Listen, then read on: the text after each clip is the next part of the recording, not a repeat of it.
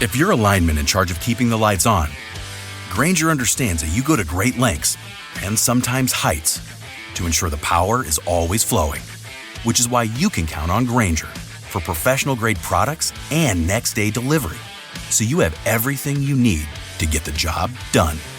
Call 1-800-GRAINGER, click Grainger.com, or just stop by. Grainger, for the ones who get it done. If you love to travel, Capital One has a rewards credit card that's perfect for you. With the Capital One Venture X card, you earn unlimited double miles on everything you buy. Plus, you get premium benefits at a collection of luxury hotels when you book on Capital One Travel. And with Venture X, you get access to over 1,000 airport lounges worldwide. Open up a world of travel possibilities with the Capital One Venture X card. What's in your wallet? Terms apply. Lounge access is subject to change. See CapitalOne.com for details. The following is brought to you by the Social Suplex Podcast Network. Hello, this is Zack Sabre Jr., New Japan Cup winner 2018. And you're listening to Keepin It Strong Style with my mates. Enjoy. Yo, this is Rich Latta from One Nation Radio. This is brought to you by the Social Suplex Podcast Network. We present to you the Ace of Podcasts, Keepin It Strong Style. Let's go. It's the Ace of Podcasts, Keepin It Strong Style. Covering New Japan, they ready to hold it down. Jeremy Donovan and the young boy Josh. Come and hit a job out and bury all the frauds. From the Tokyo Dome over to the G1. Social Suplex is the network where we can get it done. I'ma chill and let them have it, cause this is just an intro. Keeping the strong style, 6 stars from the get-go, boy. Yeah, from Tampa Bay to the Tokyo Dome, this is Keeping It Strong Style with your hosts, Jeremy Donovan and the young boy Joshua Smith. And thank you for listening. Welcome to Keeping It Strong Style, the ASA podcast on the Social Suplex Podcast Network. Jeremy Donovan here with the young boy Josh Smith. On today's show, we'll cover the first few nights of the New Japan Soul Tour and cover all this news in the world of New Japan Pro Wrestling.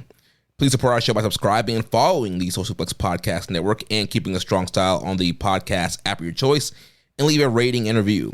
You can also get all the network's podcasts over at socialsuplex.com. Check out our Chop Tea store, chop-tees.com/KI Strong Style. That's where you can get your official Keeping It Strong Style merchandise. There's free shipping on every order and 10% off your first order. That's chopped-tees.com/KI Strong Style. If you enjoy this podcast, please consider making a one-time or monthly donation by visiting socialsuplex.com/donate and click on the donate button under the Keeping It Strong Style logo. And we are streaming live right now on patreon.com/KI Strong Style for IWGP subscribers. If you want to watch our show live or listen without ads, you can sign up at patreon.com/KI Strong Style. Young boy, how you doing, man? G-Unit. Can't stop, won't stop. Oh no, you're not supposed to say that shit anymore. Oh man. Yeah, I'm here, man. I'm ready to do the show. We've had a blistering week of action. Just the Soul Tour, man. My God, you know, It's been intense. Yeah, it's been something. And ready to break down all the latest action. You know, Don Fale, Cowboy Chase. You know, Zane Jay's back. It's tight. All the stars. I shouldn't, you know what? We'll get to it, but I'm impressed with the new young lion, so I shouldn't be throwing shade. It's funny to just say random names. Yes, we will get to that. Before we do, just want to plug again your Patreon series, Tanahashi Ace of the Universe. The first 2 episodes are out. First episode is out for free on this Keeping It Strong Style feed and the Patreon. And then episode number 2, which dropped last week, is up on the $5 tier. So if you want to get that, go to our Patreon, sign up for the grade 1 level. That will get you access to that series along with ad-free audio every week. Also, any other bonus audio we do. And we're getting a lot of positive feedback on Tanahashi Ace of the Universe. Yeah. Did you listen to episode 2 yet? I got like 10 minutes left. I was listening to it right before we started recording. Okay, so we haven't talked about it yet. I honestly was feeling, for whatever reason, I don't know why, a little shakier doing episode 2 than I was doing episode 1. What are your thoughts? I mean, I thought it was just as good. I mean, I didn't really hear like any nervousness or shakiness. Sound like you're just kind of going through your notes and telling your stories and reviewing the stuff. And it's all really great, deep history stuff. And I know a lot of people really appreciate, people are, we hear it all the time, they're not familiar either with, stuff back then, or, it's very hard to find footage then. And so it's just not a lot of people that are always covering what's happened, especially, that late 90s, early 2000s time period. So yeah, I thought it was all really good stuff. Oh, we're getting ready to go into Enochiism, so it's gonna be an interesting time. But yeah, I've already got 2001 rear end to go, and a little, I guess, preview. I'll be reviewing Scott Hall versus Hiroshi Tanahashi, one of the most important, formative, spoiler alert, wins of the young Tanahashi's career, and reviewing him versus Blue Wolf from the G1 Climax Finals in Ryogoku. And if you guys have never seen Blue Wolf wrestle, literally one of the greatest legends that just never was. Like literally this match that I'm going to review, and I'm probably busting it open a little early, but like this is his debut match in the company. And in wrestling in general, probably as good, maybe a little better than Tanahashi is 3 years into his career. Wow. But for whatever reason, it just didn't fucking work with Blue Wolf. He was there from 01 to 05, never re-signed, never wrestled anywhere else ever again. Just went back to Mongolia, opened a wrestling school, and fucked off, and nobody ever heard from him again. And the entire time he was in New Japan, he was just... Who's like, okay, think of it this way. Who's like someone that was just like stellar on the undercards forever, but never got the push? Like in New Japan? Yeah, in New Japan. Maybe like, it's not a perfect comparison, but maybe like Doki, before Doki got the push, where you're like, why the fuck are they not going with Doki? He's awesome. Mm-hmm. Kind of like that, except they just never do end up going with him, And then he just leaves. Yeah.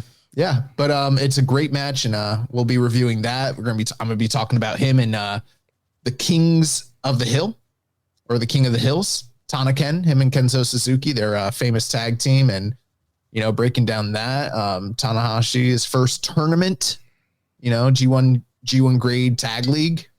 Lots of great stuff. So 2001 is going to be a really, really good year, and I'm already working on 2002 and 2003.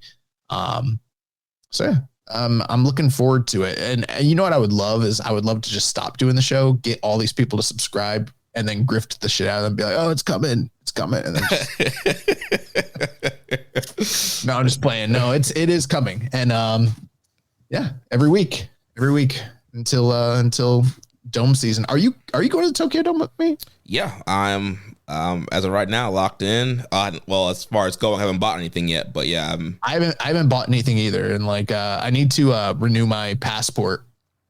Your passport's good to go, right? Yeah, my passport's good. I still got I think one more year left on it.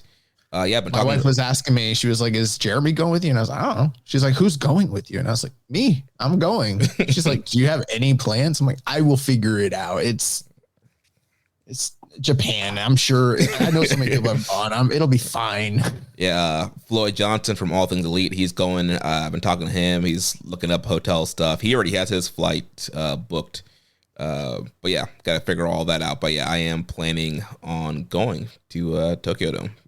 Well, maybe we should kick it old school style, and you and I sleep on Floyd's floor. Yeah, just sleep on Floyd's floor. We don't even book a hotel and just go that way. Yeah.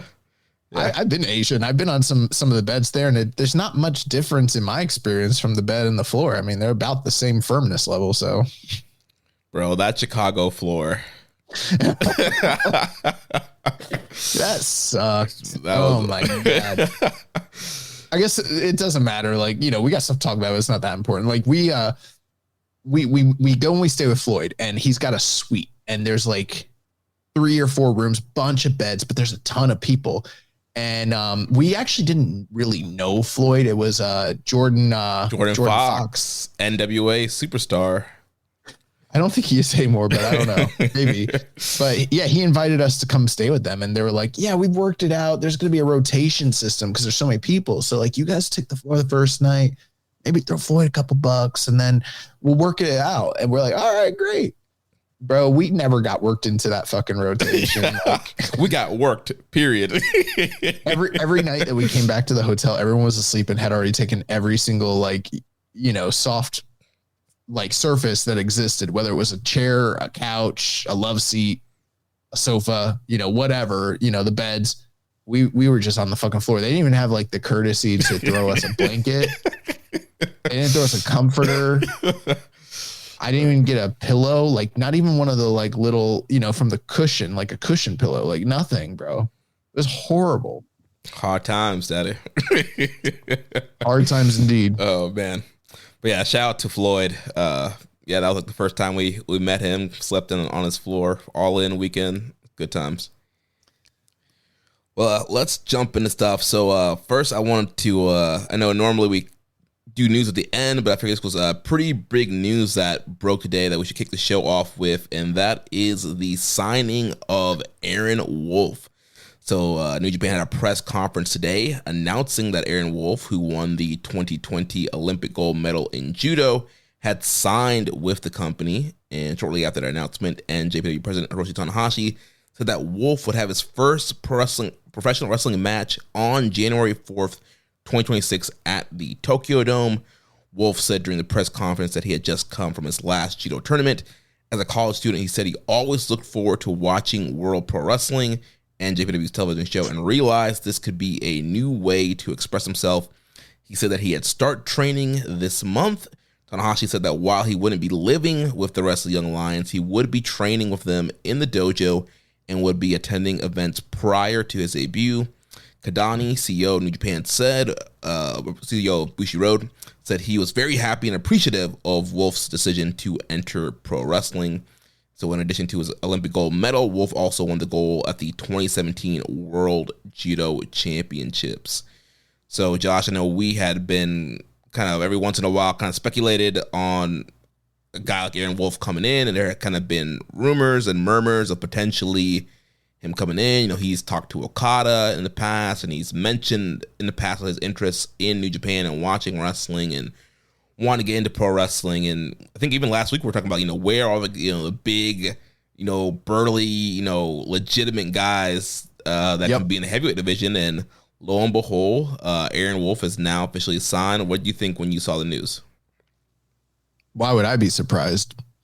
I mentioned it last week. You think that was a coincidence? Ahead.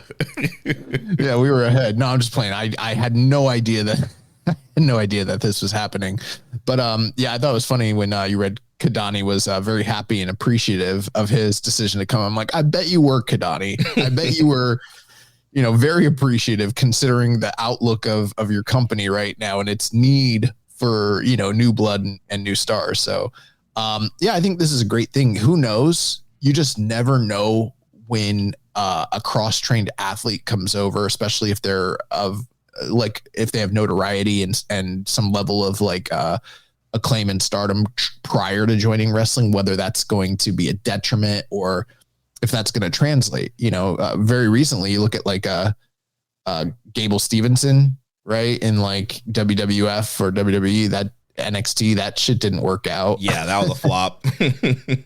New Japan has had their fair share of real legit, shooters and sporting athletes come over and compete to varying degrees of success.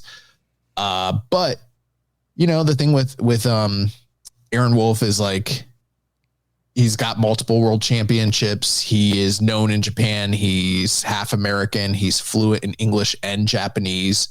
Not the biggest guy in the world. He's 5'11", but he's very legit. And I think that they're hoping that with someone like him who has the ability to cross over on 2 continents potentially, that maybe the star claim will be there and the sporting background will endear him to, to the Japanese domestic audience. So I think it's great. And, even if it doesn't work out, this is the kind of bold recruiting and sort of,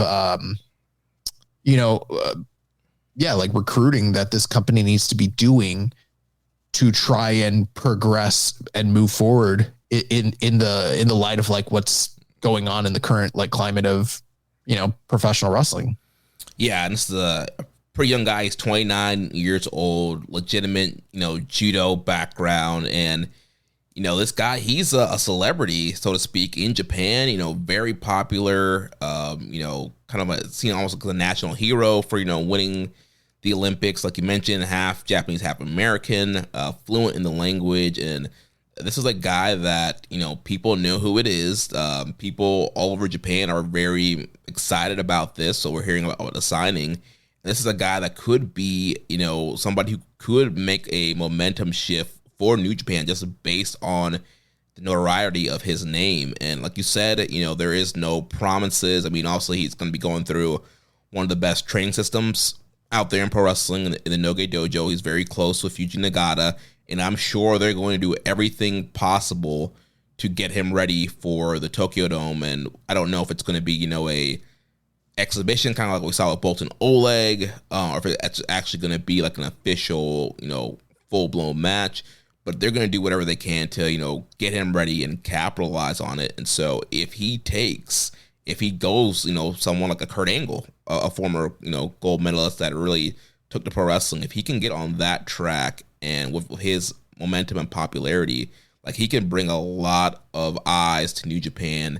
And if they build around him and, in the press conference, they made it, they said, it's no coincidence that his first match is going to be the same night as Tanahashi's last match. And so they're even already kind of pointing it out as like, this is kind of like the passing of the torch, kind of a generational move. Like, one ace comes out, maybe a next ace comes in. And even last week we were talking about, we're in an aceless company right now. Umino's failed multiple times. They haven't really gone all the way with Tsuji. They haven't given Uemura a shot. They really haven't done anything with Oiwa. So we have all these young guys that they haven't really, either they failed or they haven't really pushed yet. And now here comes Aaron Wolf, who's going to be debuting on the same night as Tanahashi's retirement, and the company's pouring that out. So if all stars align, this guy could be the next ace that pushes New Japan forward.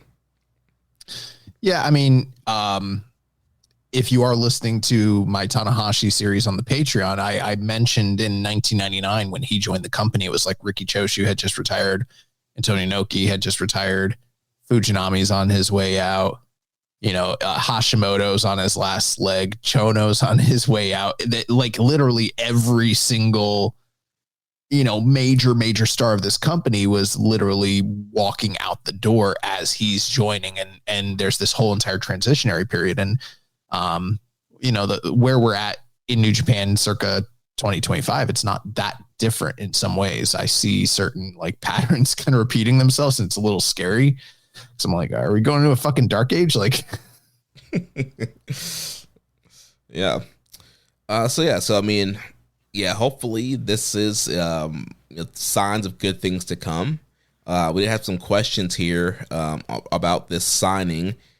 So Drawer says, how would you book Wolf's run for the next 2 years, starting from Wrestle Kingdom? I would personally bring him in and I would have him lose to someone fairly prominent in a spirited affair in his first match. Not a young lion, not a young guy either. So like a veteran, like a Shingo. I was trying to think of a good one. Shingo could be a really good candidate. In the past, if Goto wasn't the fucking world champion, like someone of Goto's, Goto pre-IWGP heavyweight title win, that's who I might have picked. Or even Nagata, someone like that. Ishii's a good, anyone like that. I think someone honestly, ideally, I would like it to be someone pretty fairly big, because I think that the optics of having him throw a larger opponent in his debut match would be, like, I wish Nakanishi was still in the company, like someone like that. But yeah, I mean, long term, I would probably, and other people would want to, I don't know, treat him like Goldberg or something like that. I personally wouldn't do that, but I would fast track him. I would probably, it's just me personally, I would keep him in the fucking gi. Yeah. I'd have him wrestle in the fucking judo gi and differentiate him. I would bring back the Young Lions Cup by the tail end of 2025, or I'm sorry, 2026. And I'd have him either final or even potentially win that shit. Maybe do a tag league. All the while, I would have him like move up incrementally. Like his first year, I'd have him wrestling Young Lions, beating them, losing to veterans, and in like very, effective like learning experiences. I'd have him teaming with some of the best like baby faces in the company. By 2027, I'd have him do something prominent in the Dome. I don't know, maybe like a never 6-man tag match type of thing. You put him in the fucking New Japan Cup, maybe give him a win. We're talking about hot shotting this dude. I'm talking about like within the first 2 years, and I'd have him beat a veteran on the end of the year card. Have him beat a veteran by the end of the year. The Dome, he does a 6-man tag. Something very fresh and exciting at New Year's Dash to kind of like be like, I'm here. I'm kind of quote unquote graduated. Maybe he challenges for a title. Maybe he fails. Like we talked about, New Japan Cup. And I'd get him into that G1 qualifier by mid-year. Have him win that shit. Go into the G1. Doesn't need to win it, but he'd pick up some significant wins there, and then I'd have him like contending for titles by like year's end, by the time you get him to Wrestle Kingdom in 2028, he should be in some sort of prominent singles title picture run. I don't know what that looks, maybe like a never title, maybe the white belt. I don't know, but it depends on how fast he progresses. But if you wanted to really hot shot somebody and you're looking for a star and an ace, that's kind of the trajectory. You know what? And you could probably throw a best of 7 series, the 7 series trial somewhere in that obligatory 2-year period. Yeah. Yeah, I like that. I mean, I think I might even try to do a little bit of faster, but again, also it kind of depends on how quickly he acclimates and really learns pro wrestling. But maybe that first matchup, maybe you do something like him and Bolton in kind of an exhibition. So if you're going to treat him as a young lion, I would like do that, like kind of the 5-end exhibition with him and Bolton, really highlight both of the wrestling and the judo from both guys. And then he can be the young lion, from there. And then, unlike some of the other young lions, I would have him destroy like the young lions that are currently in his class, rack up wins by beating young lions, get into the New Japan Cup, maybe get like a couple upset wins there in the New Japan Cup in that first year, gets eliminated, and get him in G1, have him have a good G1 record there as well. And then by the time you come to that next Wrestle Kingdom, getting him, he should be in a big program and title match for that 2027 Wrestle Kingdom.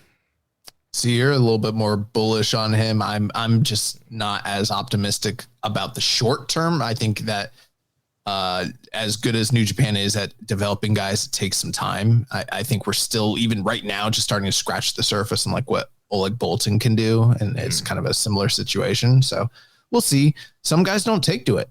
Yeah. You just never know. But I think this is really exciting stuff. I was talking to Rich about it today, and he was like looking at his body. He's like, I don't know, man. Some pictures I see a guy that looks like he might be fit. Sometimes I see a picture, it looks like this might be Great O'Khan, Yeah. And I did point out, I was like, well, Ricky Choshu and you know, Fujinami, guys like that, you know, Kensuke Sasaki, they didn't have to have like bodybuilder physique and matinee idol good looks. And he's like, bro, look at what this company's been since like Okada came in, since like Tanahashi was the ace. Like it's all about the hot boys, you know, with the V cuts and the abs. Like who have they really realistically pushed to the top of this card in the past 13 years that wasn't just a fucking heartthrob dreamboat? You know what I mean? Yeah. But the one thing he has that a lot of other guys don't have is that popularity. And I think that's why I'm a little bit bullish on trying to push him a little bit forward, where, yeah, he might not be 100% ready in that first year, but he's going to have the crowd support and the popularity, and there are going to be media attention. Like, he's going to have a lot of eyes on him, a lot of attention. And so even if he's like decent, it's like you kind of carry that momentum of the popularity to start pushing him. If he's really popular, I hope they bring the photographers back to ringside. I miss having a gaggle of photographers all over the fucking ringside just for big shows where you're like, dude, get the fuck out of the way. Like, that's what I want. Yeah. Next question here. Speaking of Rich, Rich says, will Aaron Wolf debut in the House of Torture? Fucking troll. Hawaiian Punch BB says, thoughts on Aaron Wolf finally signing with NJPW. It might be way too early for this, but what if Wolf is the Ogawa to Goto's Hashimoto? That would be, well, you know, here's the thing. You know, Hashimoto, like, his defense record's not that much further beyond what Goto's at right now. As crazy as that sounds, like, I think, is Goto at 7 right now? I think Hashimoto's all-time single defense record is like 9. And the only 3 people that ever passed that were Tanahashi, Nagata, and Okada, right? Unless you count Inoki, who he smashed all those records to unpassable amounts in the 70s, but that's besides the point. So yeah, so like, what if Goto is on the way for like this, like, you know, quote unquote meteoric historical run or whatever that no one expected, and it's lengthier than everyone was thinking, and then they bring Aaron Wolf in, and he just fucking starts STOing this guy, takes the title like day one. What if they do some shit like that? But you know, he's not Okada had so many years of seasoning before they ever decided to pull that kind of trigger on him, that if they brought in like Aaron Wolf and did something like that, it would be kind of unprecedented. Yeah, I mean, it could be a bold, ballsy move to do that, have him win the title, at Wrestle Kingdom, and then again you kind of carry that momentum of popularity. But then it's like, all right, will he be able to get it done in the ring, in main events, in title matches? I mean, he will probably initially draw just based off of his popularity and stature, but unless you did something like this, Goto drops the title in October post G1 to set up whatever fucking, you know, just stick with me. I don't know what the fucking title picture looks like, but they're going to do something different. Goto's not part of it. And after Goto drops the title, Aaron Wolf comes out and like, it's like, I want you, you know? And they were like, they're saying he's going to show up on some of these shows. Like, what if they set up, you know, the most recent former champion versus the debuting Aaron Wolf, and then Aaron Wolf just fucking suns this dude in front of his kids at ringside, and they're crying. Beats him up, go home and be a family man. That would be wild. I don't know what the long-term like ramifications would that be. Like, would he actually be able to deliver in main events? Be fucking awesome. That's what it is. Yeah. I mean, I don't know. Go that Brock Lesnar route. But, you know, Brock Lesnar didn't work out for this company. Ogawa didn't work out for this company. Fujita didn't work out for this. There's time, you know, Bob Sapp, shit like that didn't always work out. Yeah. For various reasons. Yeah. But yeah, this could be, I mean, yeah, it could be crazy if they did that. Next question. Fuck you, Goto. from Discord Daddy. It says Wrestle Kingdom on TV for the first time in 20 years. Aaron Wolf signed. These appear to be positive moves for the company. Is Gato going to blow this opportunity? Take me off a ledge here, fellas. I don't know, man. I honestly, until this news today, I saw some people that were not super enthralled with this announcement. I think that these are very positive announcements, especially, I got to be honest with you. I don't know how popular Aaron Wolf is in Japan. I'm not from Japan. I don't, we cover New Japan Pro Wrestling, but I don't understand or, I'm not privy to his cultural impact. I hope it is big. That would be awesome. I also don't know what the time slot looks like for, this news just dropped today. I've had a crazy day at work, so I don't know what them airing it live looks like.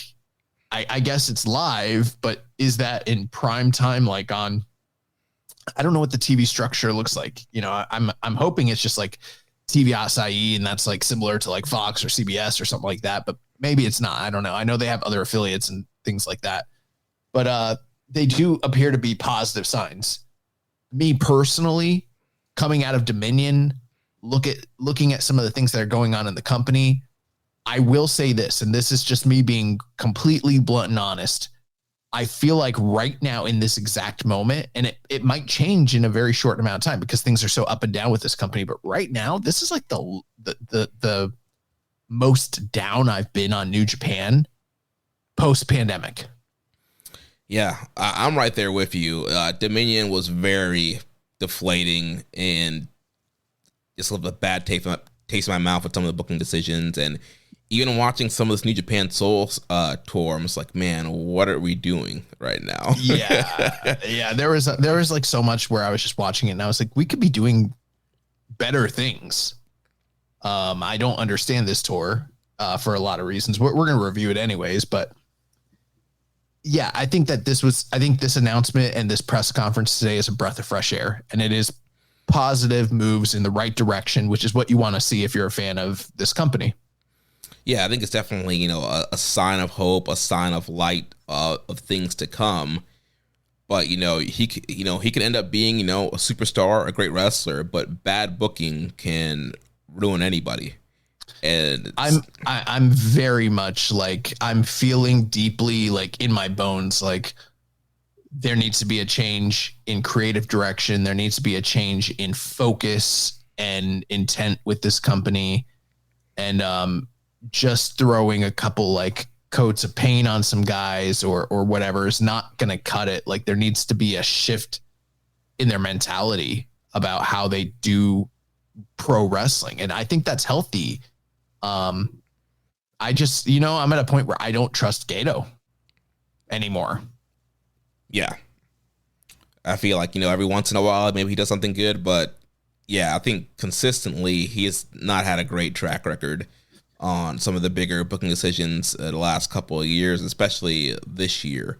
And I get that maybe him and Tanahashi are boys and Tanahashi appreciates his time with Gato, but I think as if I'm the president, I'm like, that's the first move I'm making. I'm like, all right, we got to shake up creative. Like Gato, you can still be a war dog if you want, but we need somebody else in the head of the booker room. I know this is off topic, but Pentagon Jr. just lost on Raw again. Great move for those guys. Hey, at least they're free, all right? Yeah. Well, at least they're not on their way over to, the Middle East. So that, yeah. So. All right. Any other final thoughts here in Aaron Wolf before we move on?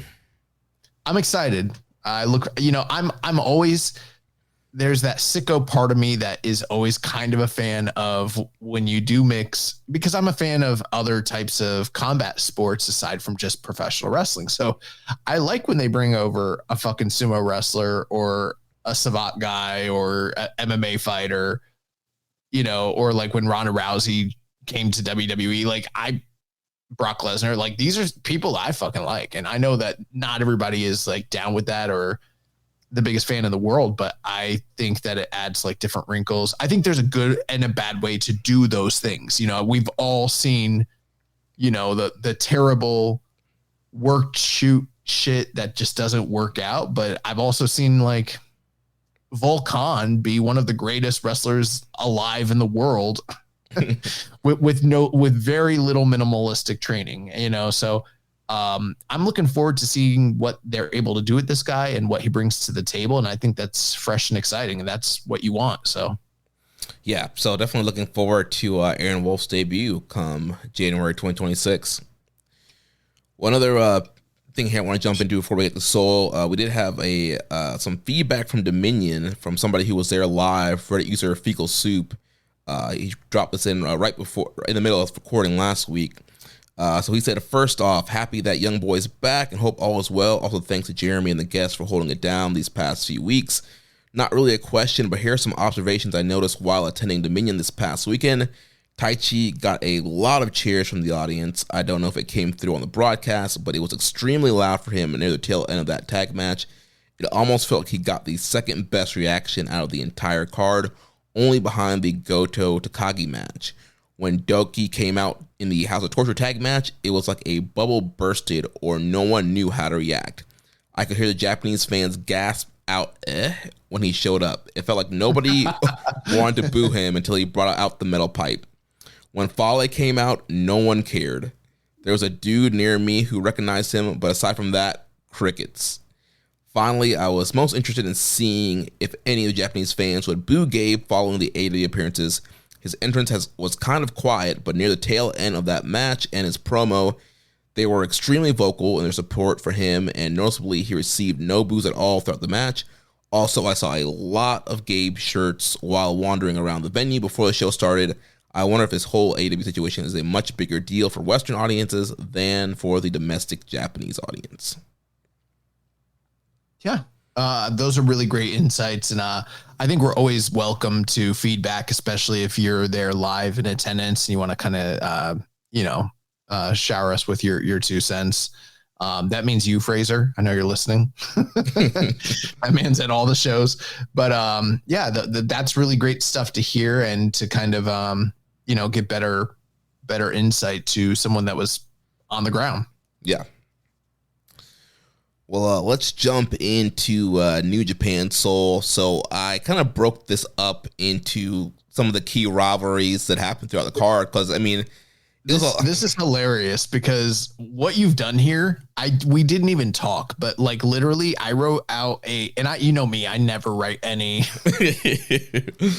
I never do shit for the show, but I made some bullet points and I was like, I was going to say to you, like, we should not review each one of these matches. We need to just like hit. And I can tell you what my bullet points were. The New Young Lions, Nagai and Yasuda's wins, House of Torture versus Hantai, meaning like Doki and Sho versus Yowato, the G1 play-in reviews, Kid Tanahashi Hanma, ELP got injured, Goto's ESJ. Like that's basically it. Like, yeah. And you've literally done the exact same thing as what I was going to tell you to do without even like us dialoguing about it. Yeah, because I was like, man, literally this show was literally copy and paste majority of the matches all 4 nights. Even the Cork and Hall show where like, I'll be honest with you, Jeremy, I watched the first 3 nights and by 3, but watched, I mean like paid somewhat close attention to the stuff I cared about. A lot of it was background noise. I always tended to like tune up for like the entrances and the outros just to kind of see who's beating who, are there any post-match promos, shit like that. And it was like wash, rinse, and repeat almost every night, aside from small variances. So by like the time today came, I was like slammed at work and I was like, I'm going to watch these play-in matches because I looked at the card and I was like, they didn't change shit. Like, even for Corkin, like, minus the play-in matches, like there wasn't much different from what happened on these first few nights. And so I was very similar. I watched the first few nights and I was like, okay. And then night 3, I might have started hitting, fast forward a little bit, see if there's any angles, any finishes, and kind of get a gist of the match. I watched all the Tanahashi Hama match, and then when we got to night 4, I'm like, let me see if there's anything that I need to see besides the play-ins. All right, let me just jump to the play-ins and go from there. almost at a point like, because I'm like in studying, because I don't study that deep into like New Japan's business or their trends and stuff like that. It's kind of, we go by feel. We go by like what we've experienced over the past like 8 or 9 years. But I'm like looking at what New Japan was doing in the 2000s, and it's not that different from what they do today. And I'm like, I might start making a rule where it's like, if the venue that they're going to be in has the word gymnasium in it, I just might not watch that show. Unless there's like a title match or a special singles match or something. Like nothing happens on this shit, but it's like we've already established after like 8 or 9 years. Like when we first started the show, we were gung-ho, we're like, gonna watch all this shit because you never know what might happen. Now I'm like, I know what the fuck is not going to happen, and that's cool shit. Yeah. So yeah, let's jump into it. So New Japan Soul says nights 1 through 4. This was June 18th, was in the Amamori Martial Arts Hall, had an attendance of 1,105. Night 2 was Thursday, June 19th, in the Hachinochi East Municipal Stadium, 1,006 attendance. And then allegedly, night 3 was in Saturday, June 21st. Yamagata Big Wing. And then night 4 was today, Monday, June 23rd, in Korakuen Hall. So first, let's talk about Zane J and Tatsuya Matsumoto. So the two new debuting Young Lions. So they wrestled all 4 nights, surprise, surprise, to 10-minute time limit draws. So we've seen a handful of Zane J on the Strong Survivor matches on some of the New Japan Strong shows in the last year. I think he also made a couple New Japan Strong TV appearances on the weekly TV show back when he had the braids. It's the first time we're seeing Matsumoto. So Josh, as I know you really love the Young Lions, with the young boy nickname. What were your thoughts here on these guys making their Japan debuts? It was funny. My wife walked in, and obviously she's very familiar with like New Japan Pro Wrestling. Being married to me, has seen a fair share of it, but it's not like every small intricacy of New Japan is she like fully clued in on. And so it's like she knows what the Young Lions are. We've watched them many times, but I don't think she'd ever seen debuting Young Lions, right? Yeah, with the shaved heads and stuff. She's like, what the fuck are these dudes? And why do they look like they're 80 years old? And I was like, they're not old. Like, they're young. She's like, they look old as shit. I was like, they're jacked to the gills. She's like, something looks wrong here. And I was like, their heads are shaved. She's like, it's not that serious, bro. It's pro wrestling. Like, dojo is life, man. And I was like, it is that serious.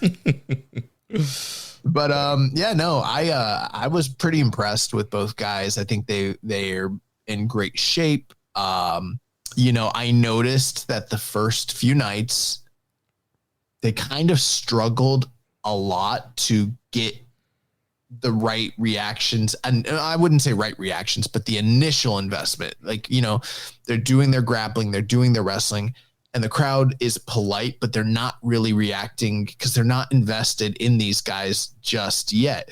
And as they do a good job building the match, building the drama, they start doing the near escapes and the near falls. And, then the crowd is like starting to, at first, just kind of respectfully clap, but then eventually starts to get invested because they're doing a good job telling a story, making it make sense, getting experience. And then I noticed on like the last 2 nights, they did much better. I don't know if that's a growing familiarity because the audience has seen them on New Japan World. I assume a lot of the fans that are going to the live shows probably do watch the streaming service, or if they are just getting their feet wet and getting better at working these matches in front of a live audience.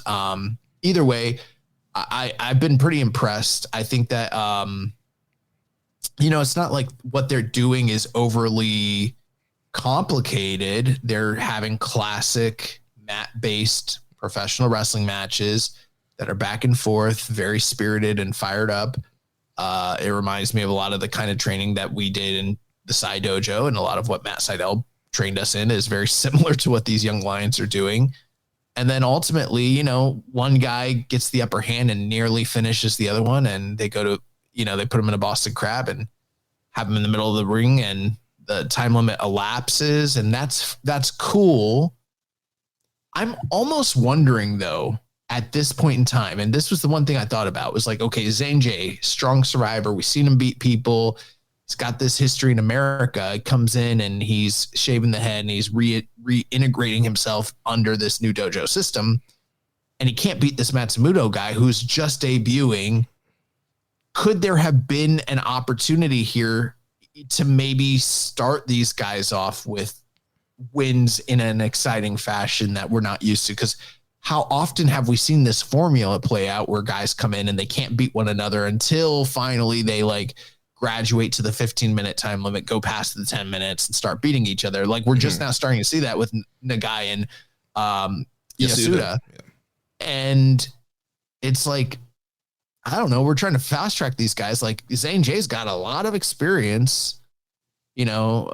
I don't know. I almost feel like, should they be beating lines ahead of them? No.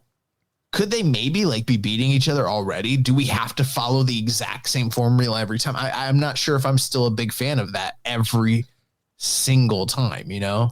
Right. Yeah. It's a very much, the plug and play. You can exchange any young lion, and that's the kind of the formula they've been doing for a very long time now, which is, it's fine. But yeah, in an era where you're looking for new stars, looking to shake things up, like you mentioned, you want to fast track things. Yeah. Zane J, he's a guy that's, an established pro wrestler, has experience. You know, he's been working in New Japan Strong. So yeah, maybe you establish him a little bit more by having him, get some wins. Maybe, first as a draw, but then maybe he starts winning some more because he does have that experience, and combining what he's learned from the dojo based on what he already knew and getting some wins under his belt. And then you kind of have a hierarchy and a stepping stone, like, oh wow, like, this J guy came from the academy.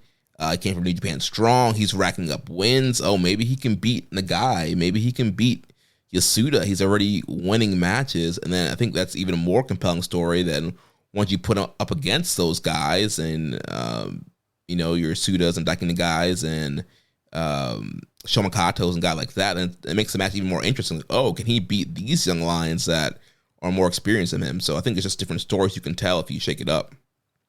Yeah, I mean, I get why they're doing the parity-based thing, and I understand, I'm not the trainer, I'm not the booker, but I almost feel like there's several things that have taken place on this show that are telling us, like, what occurred in America just doesn't fucking matter anymore.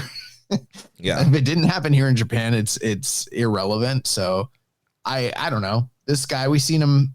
I took a look at his cage match. It is funny. I'm sure he's wrestled many more times than this, but he's only got 28 matches on record, and 5 of them occurred on this tour. So really, he had 23 matches, and he only ever did the Strong Survivor matches.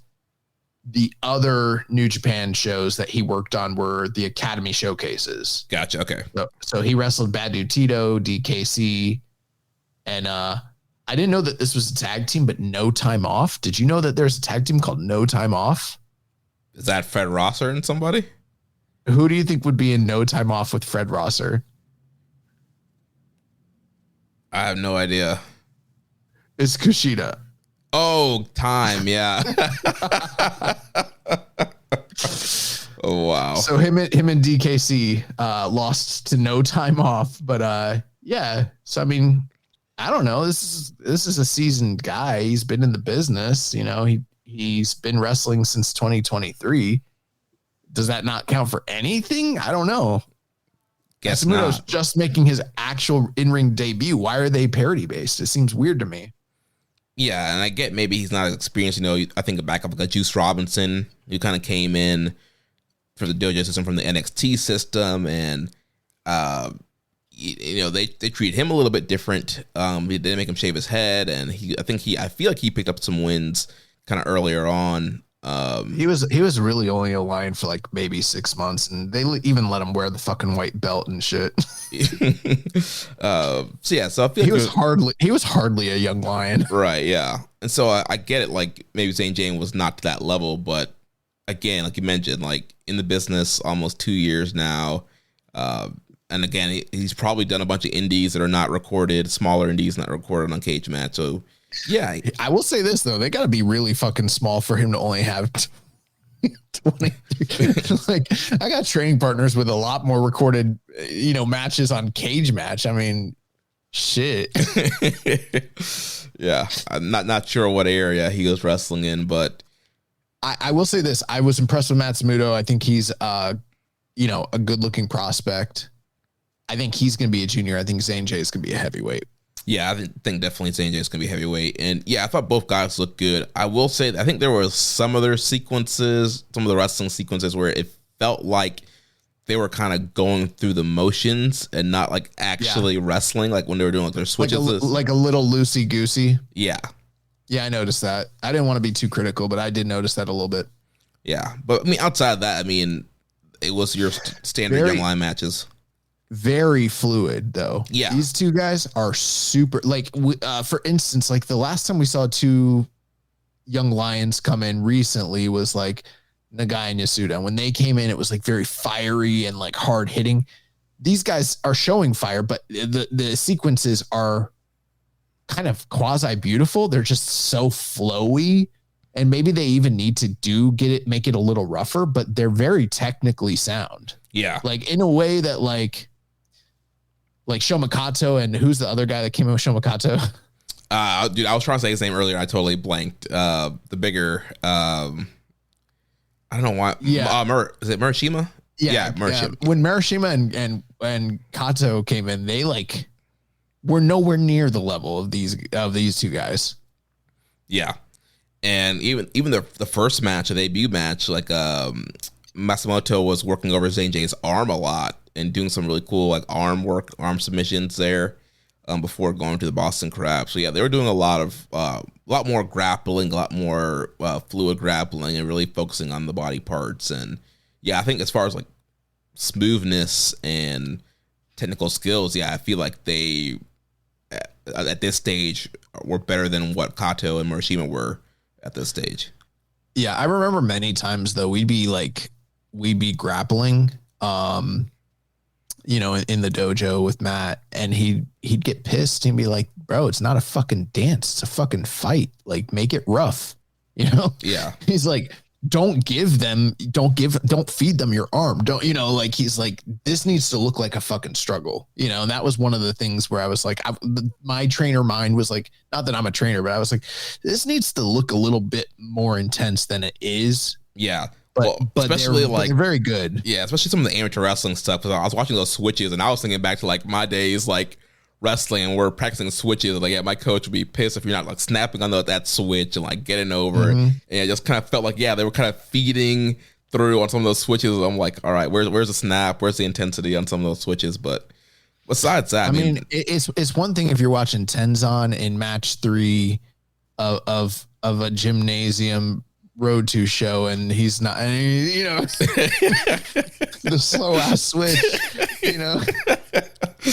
give him the pass, he's earned that right. But these guys, you're fucking young lion, you better fucking snap on that shit. Yeah, but they did show intensity, and I do feel like some other aspect of their wrestling was very good. Zane J, I mean, yeah, he had some like a really intense facials and was really into it. And I like some of the promos he was talking, saying in the backstage. I love intense facials.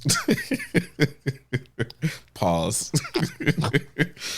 But yeah, he had some good stuff in the promos. So yeah, both of these guys looking good at these early stages. And so yeah, if they tighten up some of the stuff that we were kind of nitpicking and pointing out, I feel like they can both be really good. So the second series of matches on these cards, Daiki Nagai versus Masatori Yasuda.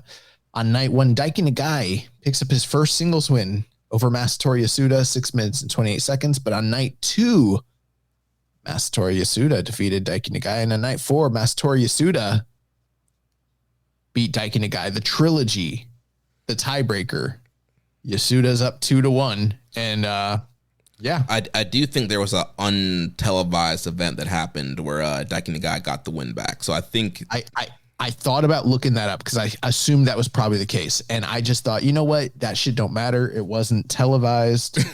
Because it wasn't televised, it's not real. Yeah. So pretty exciting stuff here. You know, the next stage of these guys are starting to pick up wins over each other. So kind of that young lion format that we talked about where, yeah, they start off with the draws and then they go into finally being able to beat each other here. So, yeah, night one, Daiki Nagai getting that big win over Yasuda, kind of a big moment there. And then Yasuda following up on the next two televised events, defeating Daiki Nagai. And I feel like, you know, like I said, Daiki Nagai, very, very intense guy. And I think his strikes are great. I feel like Yasuda's been kind of starting to get back in the groove after coming back from the injury. But yeah, I thought these guys looked really well also. Yeah, I think that they're also being given a little bit more latitude to do other things in their matches besides just the bare bones minimum that we're kind of seeing from the opening Young Lions. So, you know, speaking of why I didn't want to look up if you look back to like 89, you look at like Flair and Steamboat, right? They got like the three famous matches, but they had a bunch of house show matches. But I didn't see that shit. Did you see that shit? No one saw that shit. Don't matter. All that matters is what was on TV. And these three matches were on TV. If it wasn't on TV, didn't happen. Doesn't matter. Yeah. So televised, Yasuda is up. I believe they'll be facing off again next week. The guy is Yasuda's bitch, bro. This is basically Shawn Michaels versus Kurt Angle is what this shit is right here. Yeah, it's funny, you know, the guy's, you know, everybody's favorite. Yeah, he's constantly getting beaten. But yeah, I'm sure that they will continue to even up the series and they'll go back and forth, exchanging wins, and then we'll see these guys maybe eventually start to get wins over Kato and Murashima, or at least get close to beating those guys. And so that'll be the next kind of big milestone for them, is trying to beat Kato and Murashima and then eventually head off to Excursion. But yeah, I thought these two sets of Young Lion matches I thought were, you know, very entertaining on these cards. So then following that, the next rivalry that we had were the IWGP Junior Tag Team Champions and the former champions, so Master Wato and Yo of Hantai and Doki and Sho, the new champs from House of Torture. So they had a series of matches where night one you had Doki, Narita, Sho, and Yujiro defeating Wato, Shomakato, Toriano, and Yo. Night two, you had that same House of Torture team defeating Murashima, Wato, Kato, Toriano, and Yo. Night three, House of Torture, this time defeating Daiki Nagai, Wato, Toriano, and Yo. And then on night four, that same House of Torture team defeating Murashima, Wato, Kato, Yano, and Yo by disqualification. So literally, they just kind of switched out the Young Lions each night, but essentially it was that same kind of Hantai team versus that House of Torture unit there. Every night, Sho started the match by grabbing the mic, cutting some sort of promo, because the majority of these shows were in didn't have English translation. I really don't know what he was saying, and I didn't ever take the time to go back through the archives to find the translated, because it just didn't seem to matter. He's just saying a bunch of like trolly shit, and then they would jump everybody at the beginning of the match and then go from there. These matches were nothing to write home about. They weren't terrible. They were just your standard Road to level matches with a lot of House of Torture shenanigans, and really the bright shining light of each night was when the Young Lion was isolated at the end of the match and given an opportunity to get some fire, get some shine, almost win, and then have like one of the House of Torture guys come in, hit him with a gimmick, and then open up, the finish. That's about it. Like, that's all I have to say. And then post match, there would always be jaw jacking between the champions Doki and Sho. And for some reason, at one point, Sho was wearing a ski mask. I don't really understand. Maybe I should have done my due diligence and watched the backstage promos, but it just didn't seem worth the time, Jeremy, to invest to figure out what this, obstacle that Wato and Yo have to overcome. Yeah. I don't have the investment. Yeah, there's just a lot of shenanigans throughout the match. You had Doki using the pipe to cheat, and so you had, it was pretty much the same thing. They were just getting heat every night, ref distraction, hit with the gimmick, and they got a win. And so yeah, I'm not really, super excited about this feud continuing between these two teams. Like, literally just last year we had Catch 2-2 and Jet Setters and Drilla and Connors, and now we're to this now. We're just a bunch of, we had the Young Bucks, we had Red Dragon, Roppongi 3K. I wish we still had Roppongi 3K. That's one of those. This is one of the rare situations where it's like, I wish you guys would just fucking go back to wearing the gold and the silver. Yes, please. Nothing you've done since then has been worth it at all on any level. Yeah, let's get the time machine. Yeah, let's run it back. But yeah, I mean, it just wasn't a lot to really sink your teeth into here. It's how the Torture, they're a renewed push from Dominion. They're getting heat every night in all these matches, cheating, manipulating the referee, getting one up on the baby faces, and kind of leaving Wato and Yo just kind of, holding their jaw, holding in pain, and trying to, figure out what do we need to do to finally beat these guys. And not look like hoes, which is, they're getting hoed every night. So exactly. Yeah. The fourth series of matches on these cards was heavyweight Hantai versus House of Torture matches. So night one, you had Chase Owens, Don Fale, Evil, Sonata, and Kanemaru from House of Torture. They defeated Great Bash Heels, Makabe, and Hanma, as well as Katsuya Morishima, Oleg Bolton, and Yoshihashi. Night two, you had literally the exact same team from House of Torture. No, you didn't. Sorry. Owens, Fale, Evil, and Sonata defeating Jado, Bolton, Togi Makabe, and Yoshihashi by DQ. Night three, Owens, Fale, Evil, and Sonata with Dick Togo defeating Jado, Murashima, Shomakato, and Yoshihashi. And then night four, Owens, Fale, Evil, and Sonata defeating Great Bash Heel, Tiger Mask, and Yoshihashi. So there was a few small variances. I made a mistake. Owens, Fale, Evil, and Sonata were the same team almost every night, except on night one they had Kanemaru, and the rest of the tour it was just the four of them. And then there was varying degrees of a variety of different Hantai team members kind of cycling in and out. But the basis of this feud essentially was previewing the upcoming match between Chase Owens and Yoshihashi for the play-in for the G1. That was like the primary basis of all this. And then the rest of it was just a bunch of people that are either in or out of the G1 kind of biding their time and carrying on this Hantai House of Torture thing that's going on. And then you got Don Fale, who is supposed to be opposite of Yuya Uemura, but Yuya Uemura is like, I don't got fucking time. No, he's supposed to be opposite of Oiwa. Oh, my bad. Oiwa. And Oiwa's like, I don't have time to muck it up on the undercard in these, I'm going to be in the main event every night. Yeah. Every single night.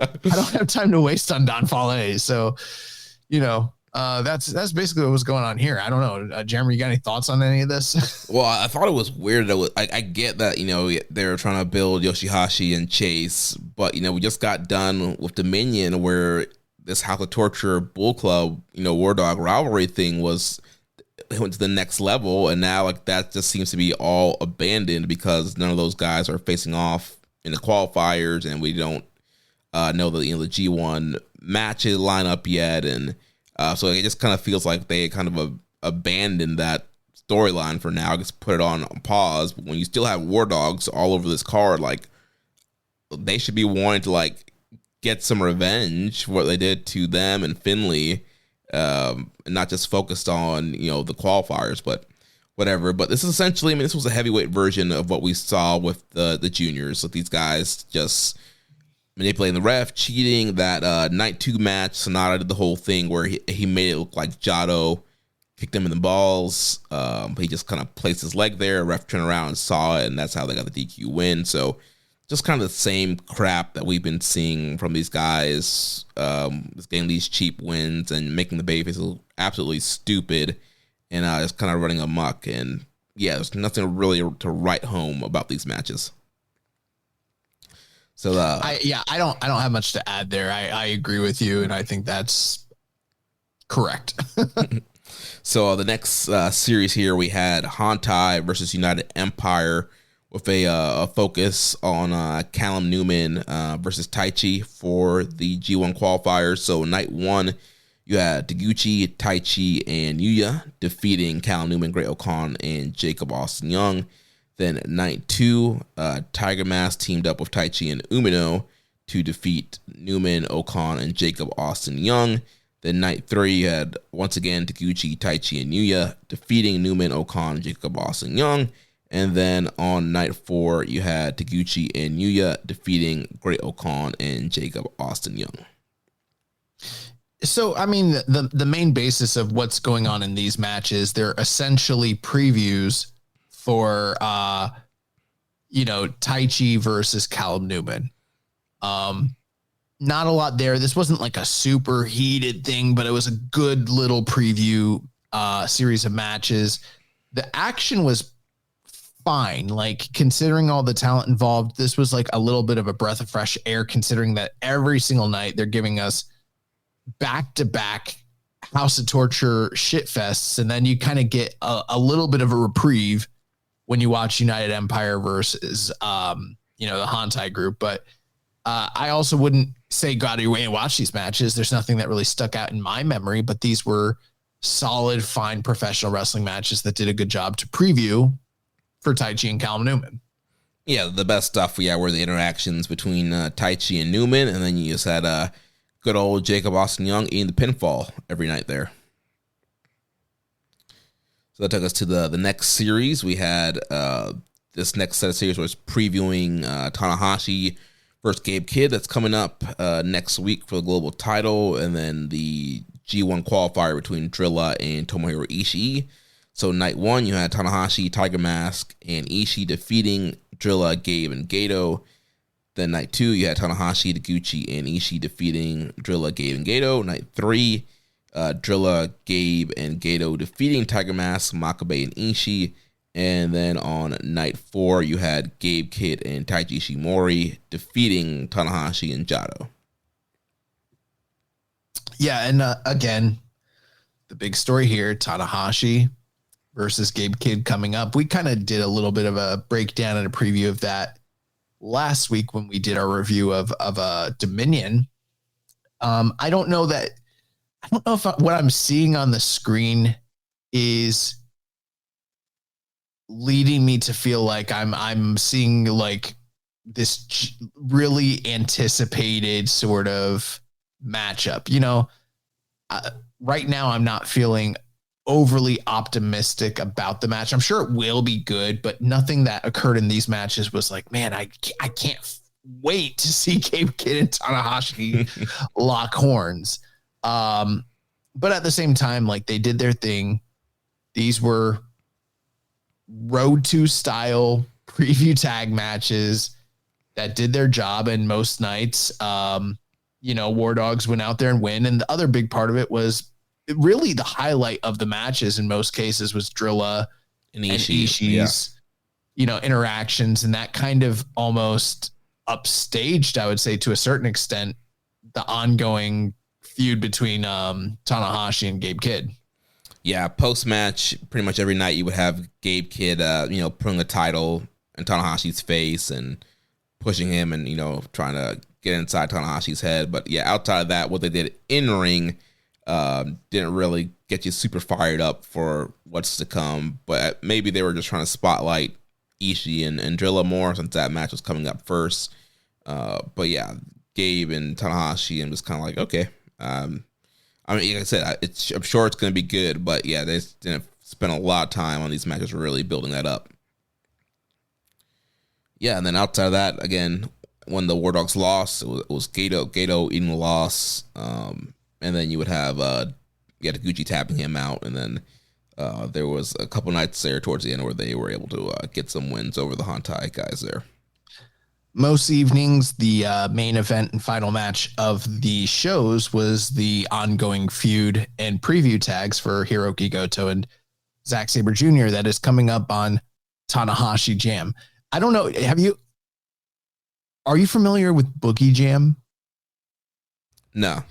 In 1984, Jim Crockett Promotions had a quasi famous, I don't know, back then they didn't really have pay-per-view, and it wasn't like they were regularly doing closed circuit, but every now and again they'd have a super show, from the Greensboro Coliseum, and they had Boogie Jam, and that Boogie Jam show was like a super show, and it was headlined by Flair and Steamboat in 84. Really good match if you can get your hands on it, but yeah, I've never heard of any other show called Something Jam. So it's from 84 to 2025, Tanahashi Jam. Here we go. But yeah, night one, ELP, Goto, Shota Umino, Wajado. They defeated the TMDK team of Hartley Jackson, Oiwa, Zack Sabre Jr. Night two, Goto, Hanma, and Yuya Uemura defeated the TMDK team of Hartley Jackson, Oiwa, Zack Sabre Jr. Night three, Goto, Bolton, and Umino defeated TMDK team. And then night four, Goto, Oleg Bolton, and Shota Umino defeated the TMDK team. So yeah, literally every single night of the tour, Hantai is beating TMDK. Mm-hmm. And every night of the tour, this is the one consistently very, very good match that is worth checking out. I wouldn't say you need to check out all four of them. All four of them. But it's not really that surprising. I mean, the fact of you look at the talent involved, especially the fact that this is centering primarily on Zack Sabre Jr. and Goto. We've seen what those two guys could do in the ring together. And, the title change match that occurred back in what was that, February? Yeah. That's one of the best matches of the year. So it's no surprising that these preview tag matches have been very, very good. I think it's done a good deal of help for Shota Umino to kind of get him. He just, I don't know, for whatever reason, he seems to excel in tag matches. It almost makes you wonder, did they miscast him? And should he actually be a tag guy? Yeah. Some people, we say it, some people are just better tag wrestlers. And yeah, he did great with Narita in the World Tag League. And then, yeah, him and ELP teaming up. And then when he's in all these multi-mans, he shines in these tag matches. Yeah. So I wonder about that. But the stuff with Zach and Goto has been very, very good. I'm still bearish on the feud overall because I'm I don't know why we're doing it again. And I also am wondering, do we got to beat Harley Jackson every single fucking night? I think he's a credible dude that could actually do. I think he's really good in ring, and I think that he could be a credible threat. You're looking for a big guy to work with these young guys. I think he's someone that would be key working with young lions and stuff like that. Earlier when I was talking about who could Aaron Wolf throw that would be impressive, I wanted to say Hartley Jackson, but it wouldn't really be actually impressive because Hartley Jackson never wins. You know what I mean? Yeah. And in my scenario, the veteran would need to beat Aaron Wolf, and there's no way they'd let Hartley Jackson beat Aaron Wolf. Yeah. And he's never had a fucking match.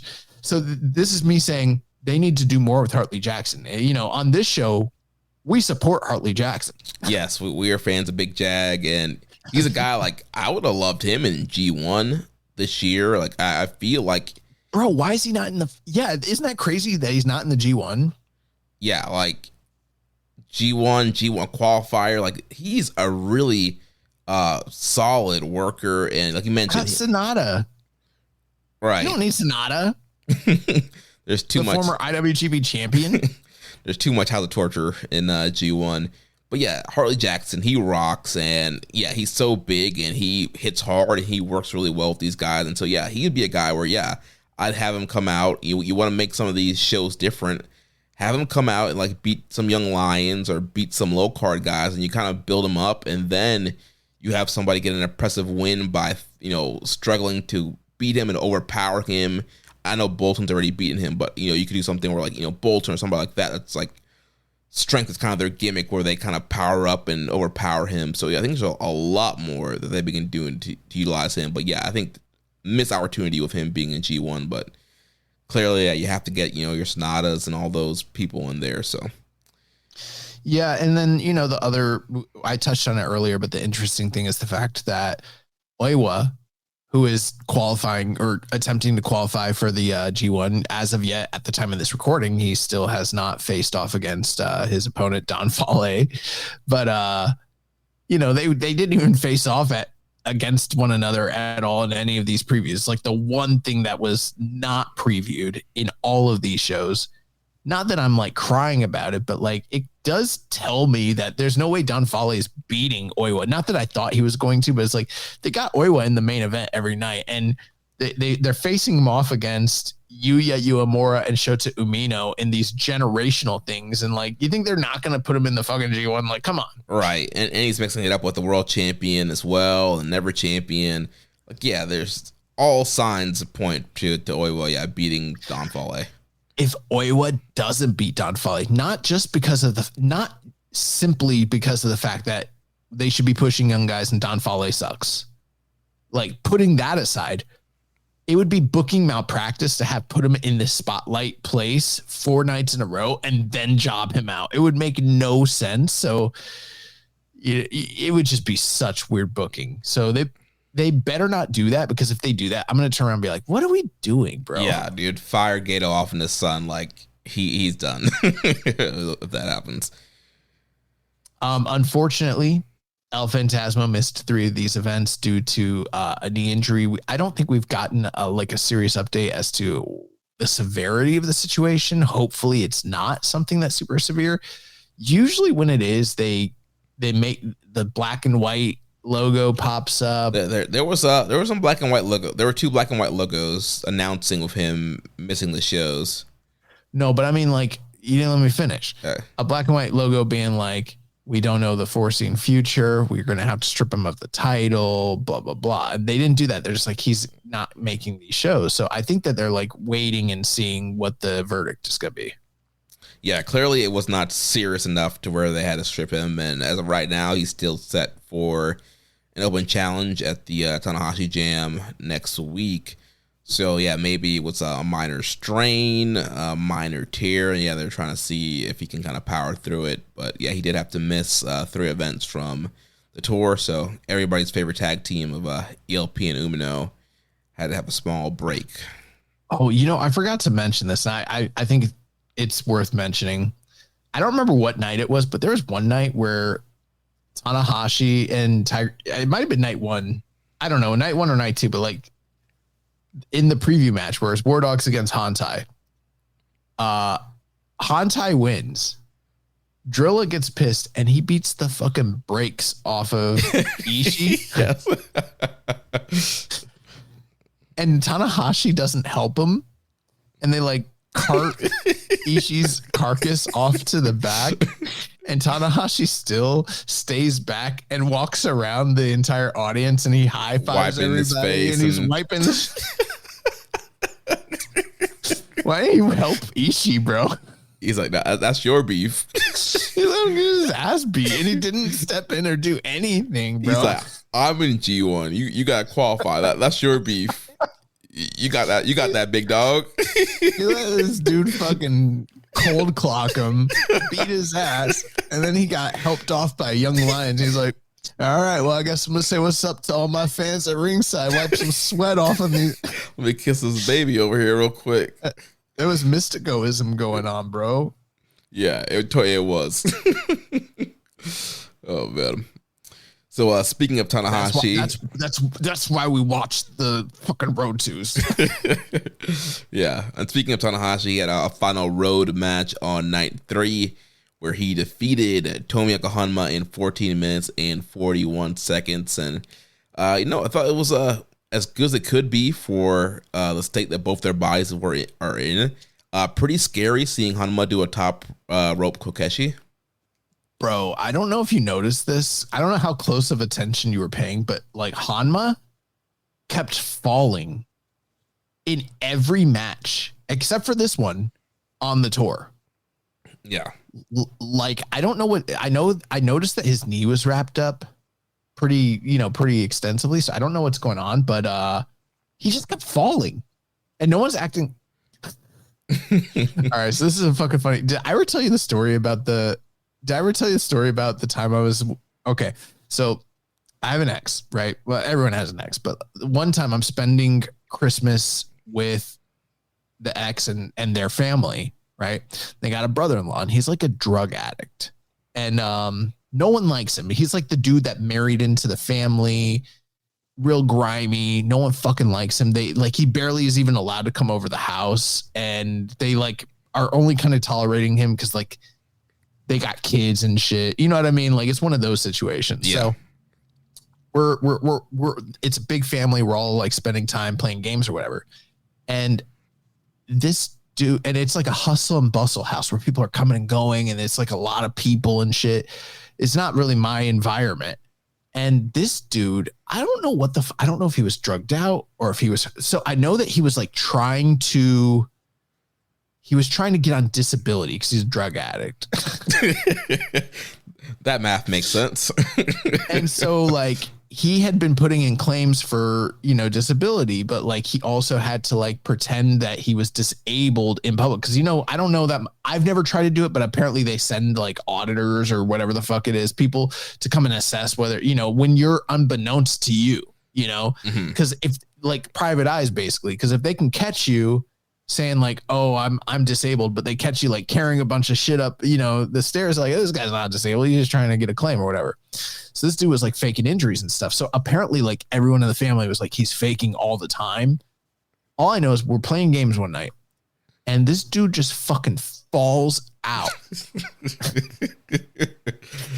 and takes a fucking huge ass spill and goes under the kitchen table. And no one reacts.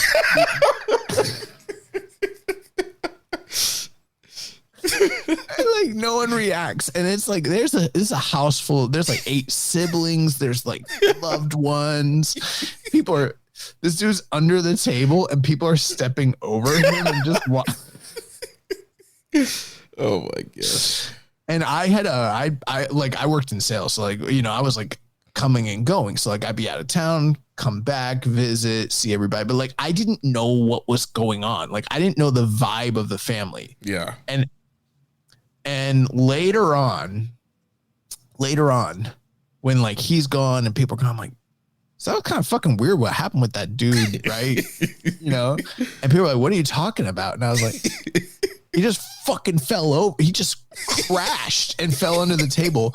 Bro, no one knew what I was talking about. And I was like, you were there. You walked over his carcass. And they're like, I swear to God, that never happened. And I was like, the whole family was so ambivalent to this dude and so checked out that he could have like, who knows? He could have like been having a heart attack or something. For real, yeah.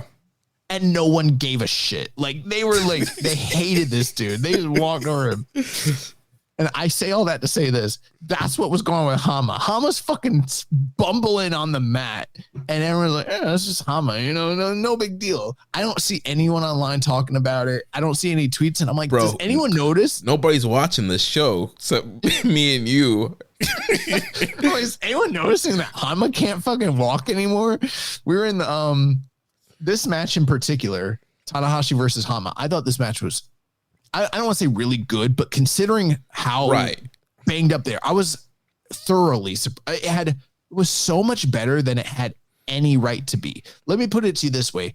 If you asked me to watch this match or Cobb and Tanahashi, I'm going to watch this match. It's not a huge, but considering where Tanahashi is in his final road, I thought this was one of the better recent final road matches, which was very surprising, especially since him and Hanma, they got a video package and shit. They don't even have extensive history. They had 2 matches.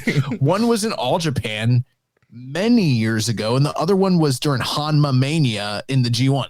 These guys have never really faced off. So, I know they train together and they're good friends and buddy and shit, but they made it seem like this was this epic thing. Right. They had that long video package, the interviews and everything. but part of Hanma's hometown, so that's probably a big part of it and everything. Yeah. But I was like, does anyone notice Hanma can't fucking walk? This guy keeps falling over, and I don't think he should be lifting human beings and throwing them on the ground anymore for a living. But yeah, I was in our Discord, and MJ was like talking about, or somebody, maybe it was MJ, I don't know, but maybe it was, I don't know, K Ford or someone like that was like, you know, they were basically saying what you and I were saying a few years ago. They're like, this guy, you know, Hanma's underrated. He doesn't get the credit anymore. And I was like, bro, I think he's done. He fell like 5 times during this tour. He can't walk.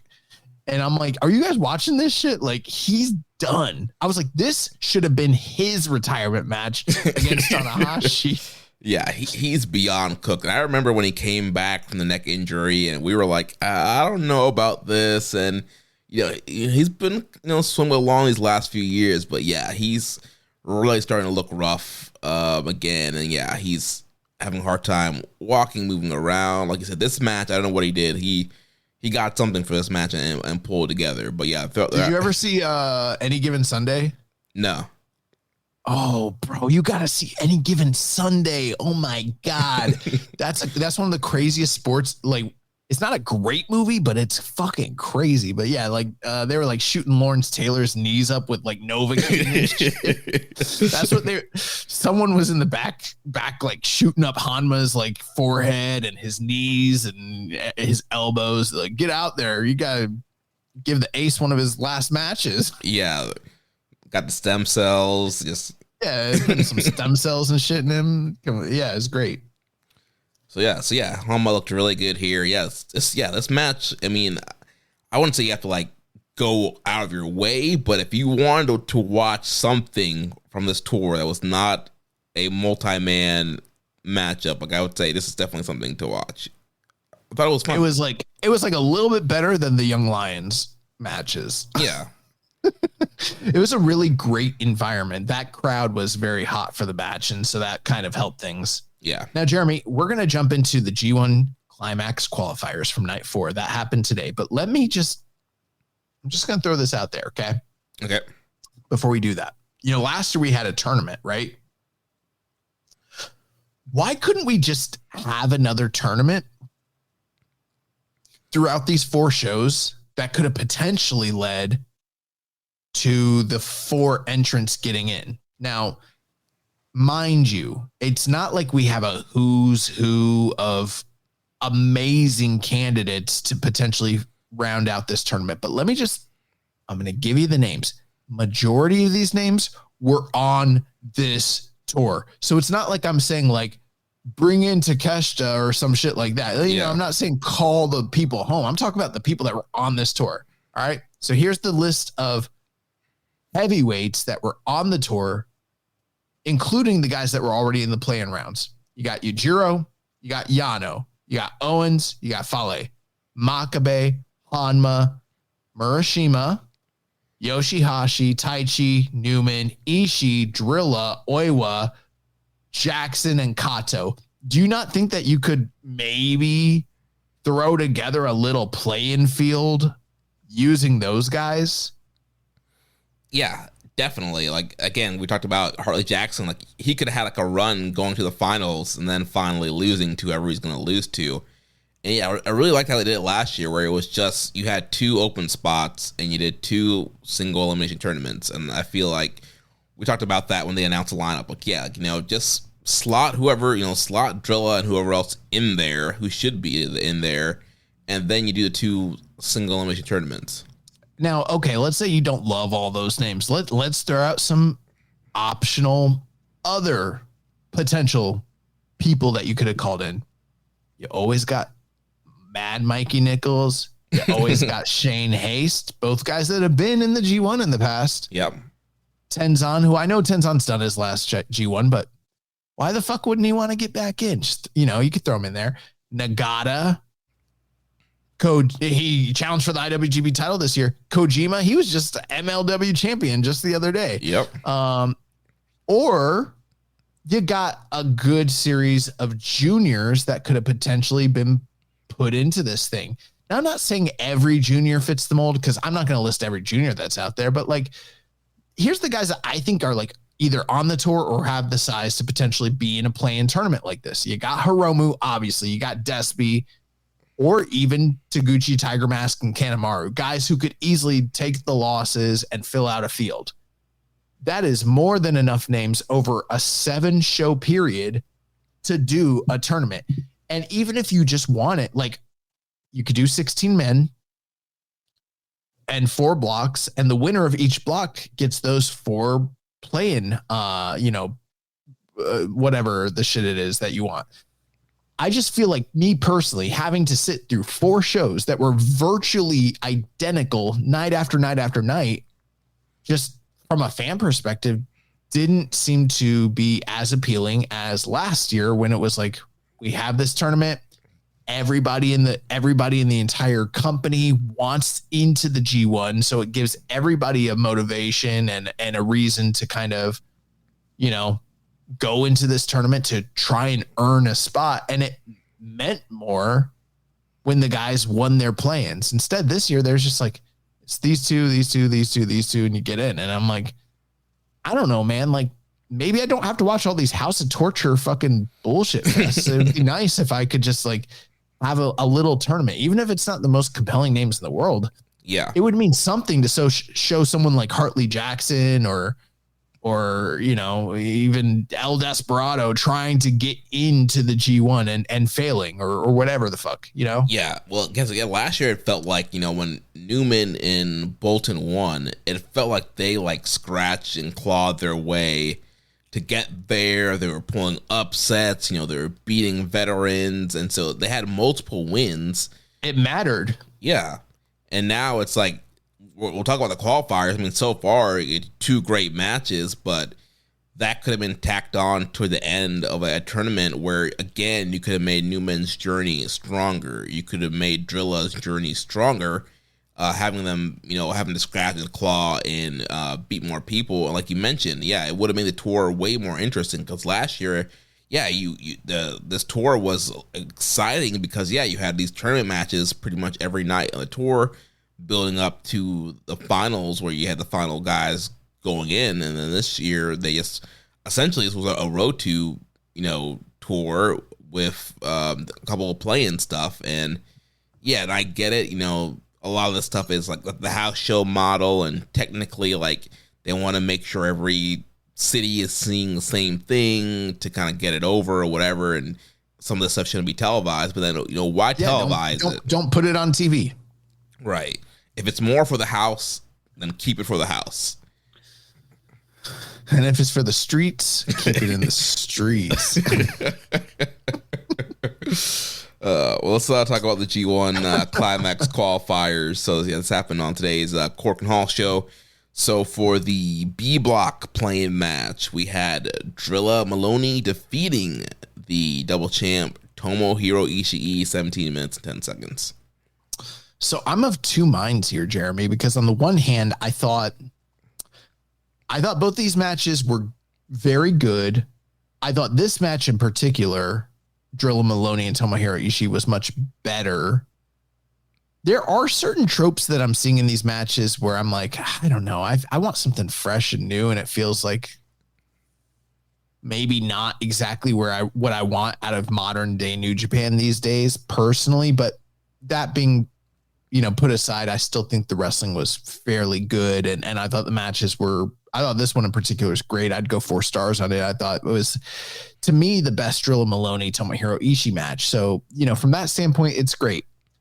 But I don't understand the play-ins necessarily, because it's like, on the one hand, it makes all the sense in the world to me that these 2 young guys would be the ones who get into the tournament, because we've been saying for a long time, it's time to start going with the young generation. It's time to start giving these guys opportunities and putting them in those spots.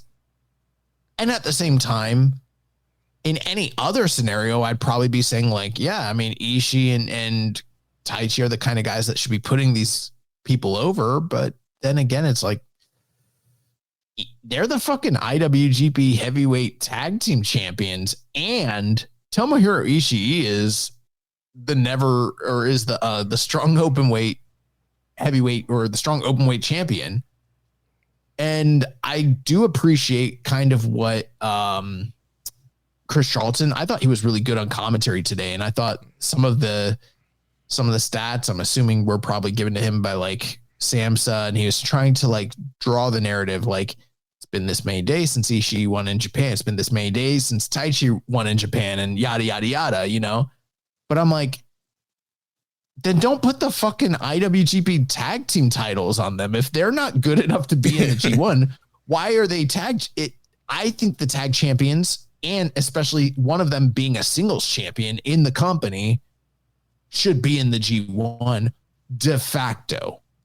And it's weird trying to play against the kayfabe of it all to try and find an out, because then what you're telling me is what happens in America doesn't actually matter in Japan from the kayfabe. And I guess we're starting to slowly learn that that is the case. But then it's like, why the fuck did I fly out to Chicago? You know, why do these people spend their money to go to Ontario, California? Like, if this shit doesn't actually matter, and you're kind of saying the quiet part out loud now, telling us that these guys shouldn't be in the tournament. It's like, if they shouldn't be in the tournament, they shouldn't even have the fucking belts in the first place. Right. It kind of makes me feel like, well, there's a really good team. They suck at singles, but they're a great tag team. Well, that would normally make sense if it was like a tag team specialist tag team. But when it's two of the most seasoned G1 competitors of all time and guys that are very well known for their singles efforts, it doesn't make a lot of sense. I don't know. I feel like this is a situation where New Japan kind of booked themselves into a really weird corner here. And I get it. You have to be selective about who should be in the G1. I'm not even saying that it should be. I'm not complaining like Ishii should have beaten Drilla. It's not like that. I'm glad for the young guys to get in. I just don't know why, from a kayfabe standpoint, you have the belts on these guys if you don't intend for them to also be in the G1. If they're not going in the G1, don't put the fucking belts on them. It's weird. Yeah, it felt a lot different last year when you had Ishii coming in with no titles. Exactly. And then Ishii, he beat Yoshihashi to advance, and so like he was still winning, and then got to the end where he lost. So it felt different. Like, oh, here's a guy who was like scratching and clawing and fighting his way. He's hanging on to what he has left. But now it's like, yeah, he's a double champion. He's a strong open champion. He's a tag team champion. He's coming in stronger than he did last year, and they're making him qualify, and he's out. And it's like, what? Why? It's weird. Just so he can come here to America and, you know, have fun with Willow and Mark Briscoe all summer. I don't know. Maybe that's happening. I don't know. But I don't watch AEW, so I don't really fucking know. I watched the Arena Mexico show, and it's really weird, man. I don't know. Like when Mystico came out and that song was playing, I was like, it's my people. Yeah, the Arena Mexico show was awesome. But yeah, I mean, Ishii's kind of, he's in and out. He's part of the conglomeration, and he's used on TV and pay-per-view whenever he's here. So, and that's a frustrating thing. It's like, all right, we heard last year, like, oh, he's beat up. He needs to not do G1. Then he comes here and he's wrestling every week on Dynamite Collision. I'm assuming the same thing's going to happen once again. He's out of G1. He's going to be on Dynamite Collision every week. It's like, all right, he's wrestling, and he's Ishii. He's going to wrestle hard every night. And so, what exactly are we protecting him from here? Get ready to learn Fisher, Indiana, buddy. Yeah, but the match itself. Okay, so I thought the match was very, very, very good. I thought that these two guys have worked together several times. They got more time. We've kind of talked about how they've been building upon their matches and become more familiar with one another and gotten in a better groove. And this one seemed to go to the next level of that. Mm-hmm.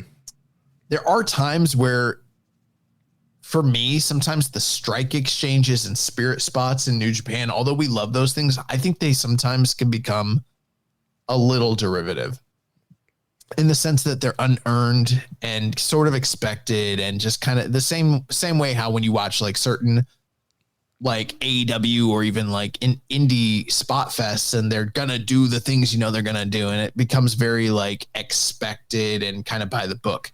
That was sort of on display here, but I felt like they broke through that Ishii plug and play mold to go a little bit further and give Drilla just a tad bit more and really showcase who he is and what he's worth.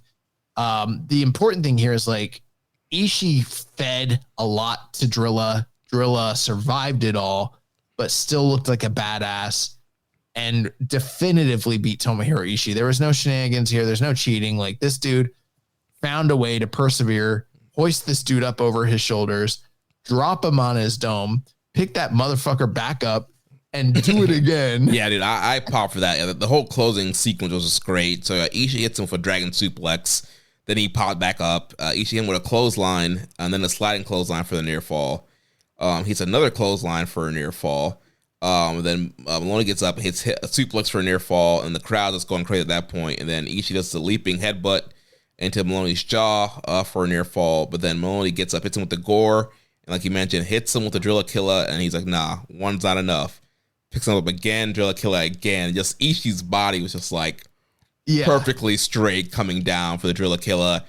Bro, when he does the Drilla Killer, it is such a scary move. The only other person who does a version of it that I can think of is like Brody King. Yeah, his Gonzo bomb. And Brody's Gonzo, his thighs are so thick, and I don't mean that, I mean that in the straightest way possible, but he's got the thick ass thighs, you know what I'm saying?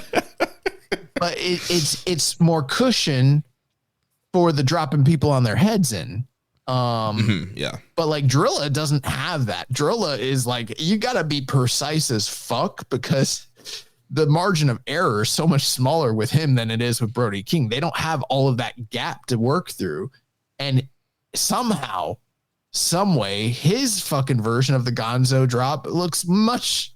And I mean, this is no offense to Brody King because I'm a big fan of his and I think his is great, but I think that Drilla's is better. It looks more devastating. Dude, it looks nasty. And when he picked it up again, I was like, oh man. And I popped for that. And he's like, yeah, they were definitive win there. So yeah, awesome matchup. Never style, hard hitting, great chops. It might be Drilla's best match in New Japan, honestly. Yeah, I'd go like 4.25 on it. Yeah, really, really great you're, stuff. You're doing that deflation. This was a 4 flat. No, I'm gonna add a quarter on it. Yeah, great stuff there. Excellent matchup. And then the other day I was at a water park with my brother-in-law, and there was someone there that liked wrestling, and he was telling them that I do a Japanese wrestling podcast. The guy's like, "What the fuck is that?" Like, he didn't know, and he's like, "He does star ratings." I was like, I don't do star ratings. Like, I listen to your show. Sometimes you guys do star ratings.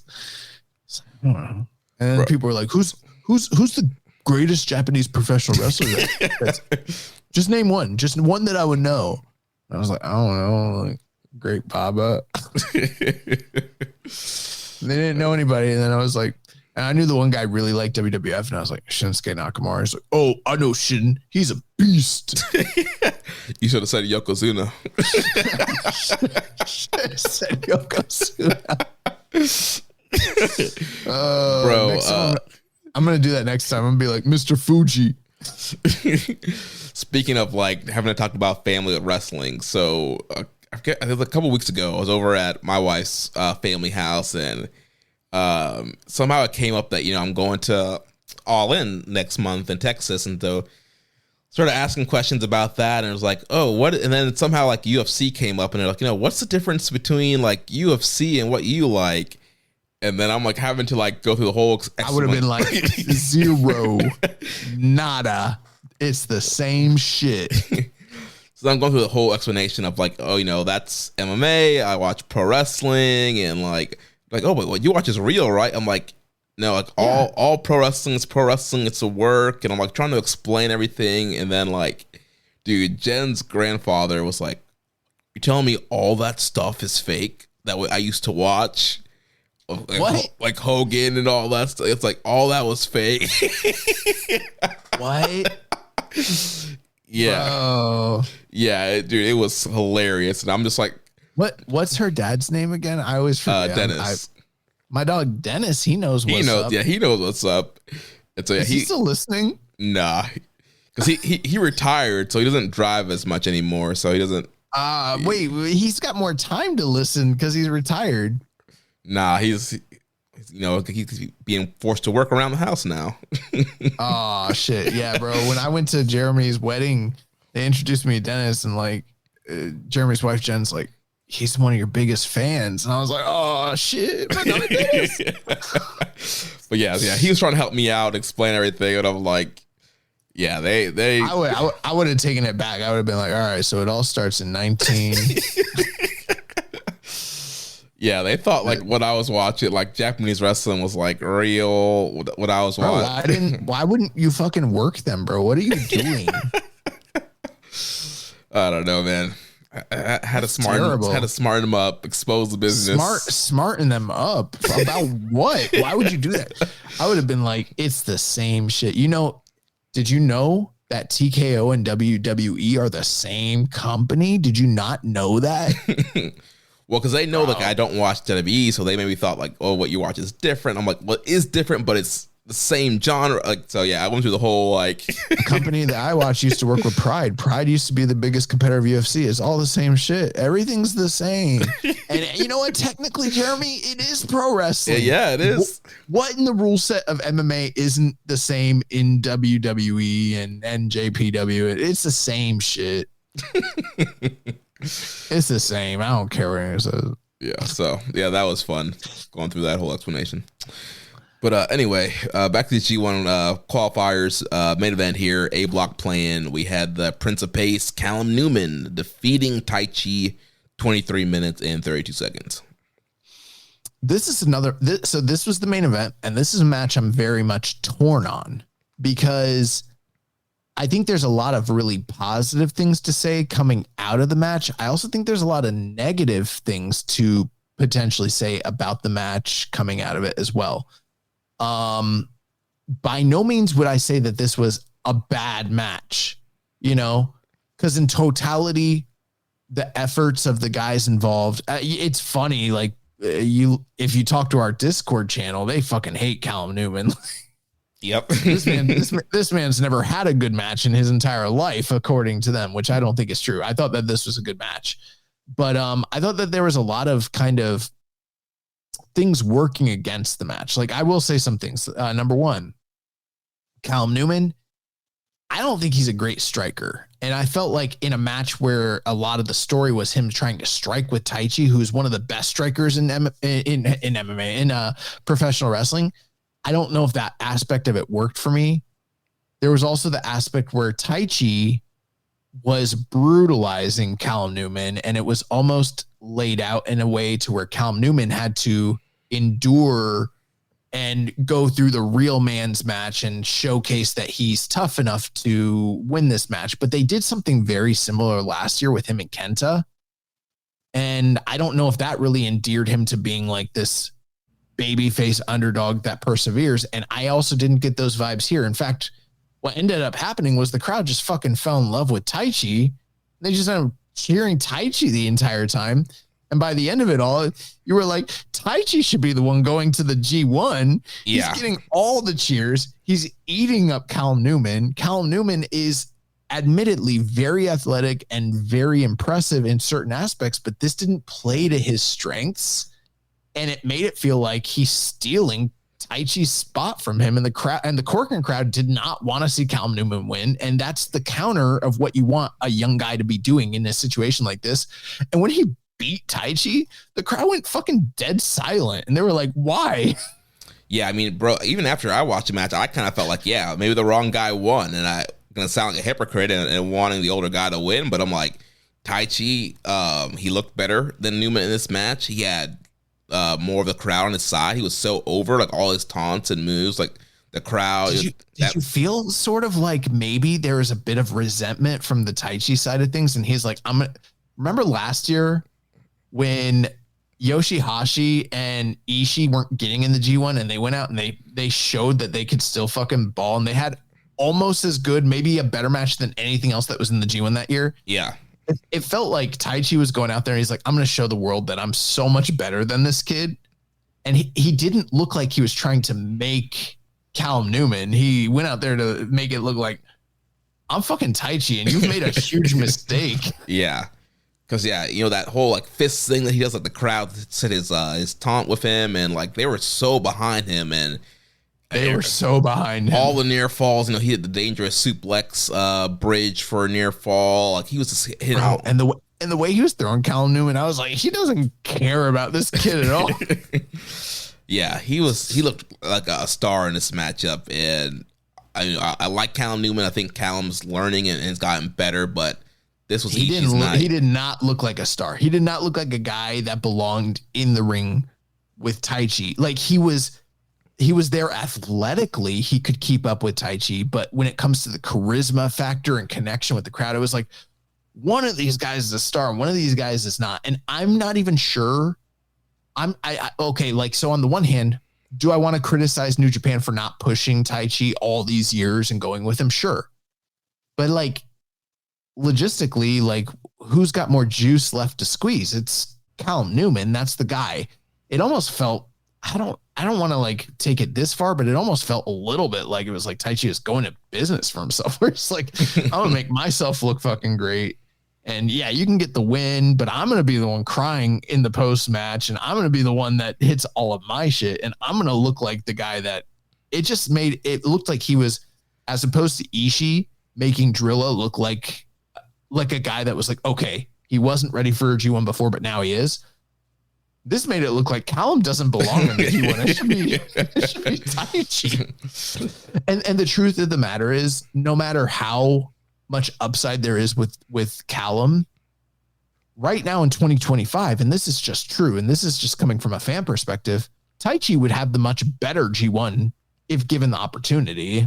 Not saying that you should do that because diminishing returns, but like it is just true that Taichi's probably a guy that the same way that the company is learning that if by going with Goto after all these years, that there's something there, they probably should have gone with Taichi in some capacity. I don't know what that capacity is, but like we've been screaming it for at least 4 years and they haven't done it. And they've kind of told us in this moment, they are never going with him. It is never happening.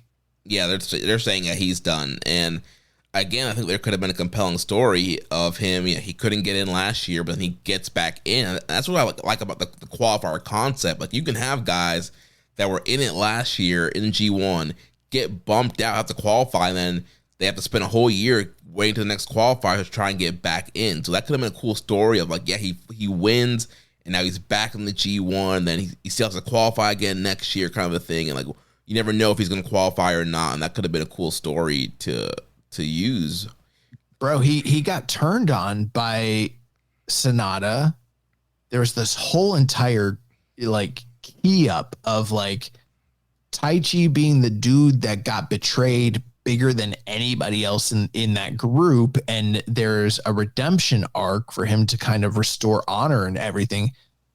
And somewhere along the line, that just got lost. And now he's here. And it's like, I'm not saying that losing to Callum Newman because it's Callum Newman tells us that they're not going with him. It's the continuous like series of, yeah, we're not going with this guy. And you guys just need to learn to live with it. And it's like, but we kind of fucking love him.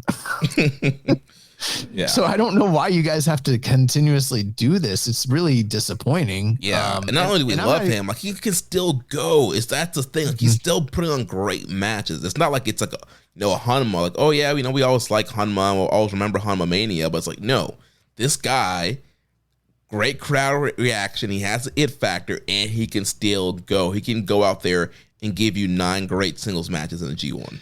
You know how there's like those fans who's like, okay, they love Okan.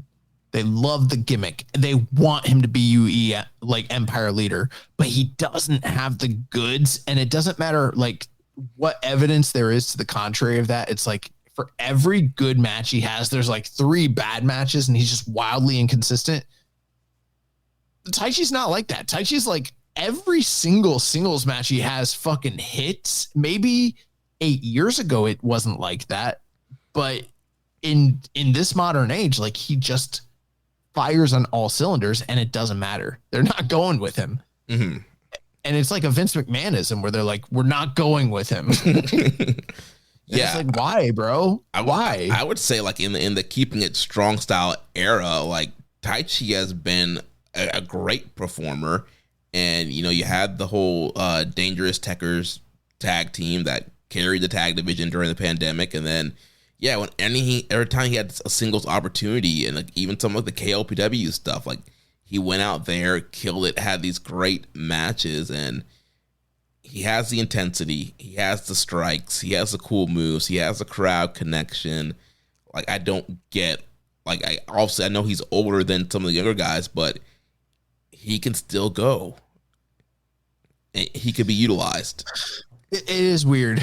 And, you know, it kind of speaks to what I was talking to Rich about today, where it's like, if you don't look a certain way, then this company's not going to like push you at the top. But then you hear and if it was just one thing where it's like, okay, only the sickos like us love him because he can go, but the rest of the audience just doesn't care.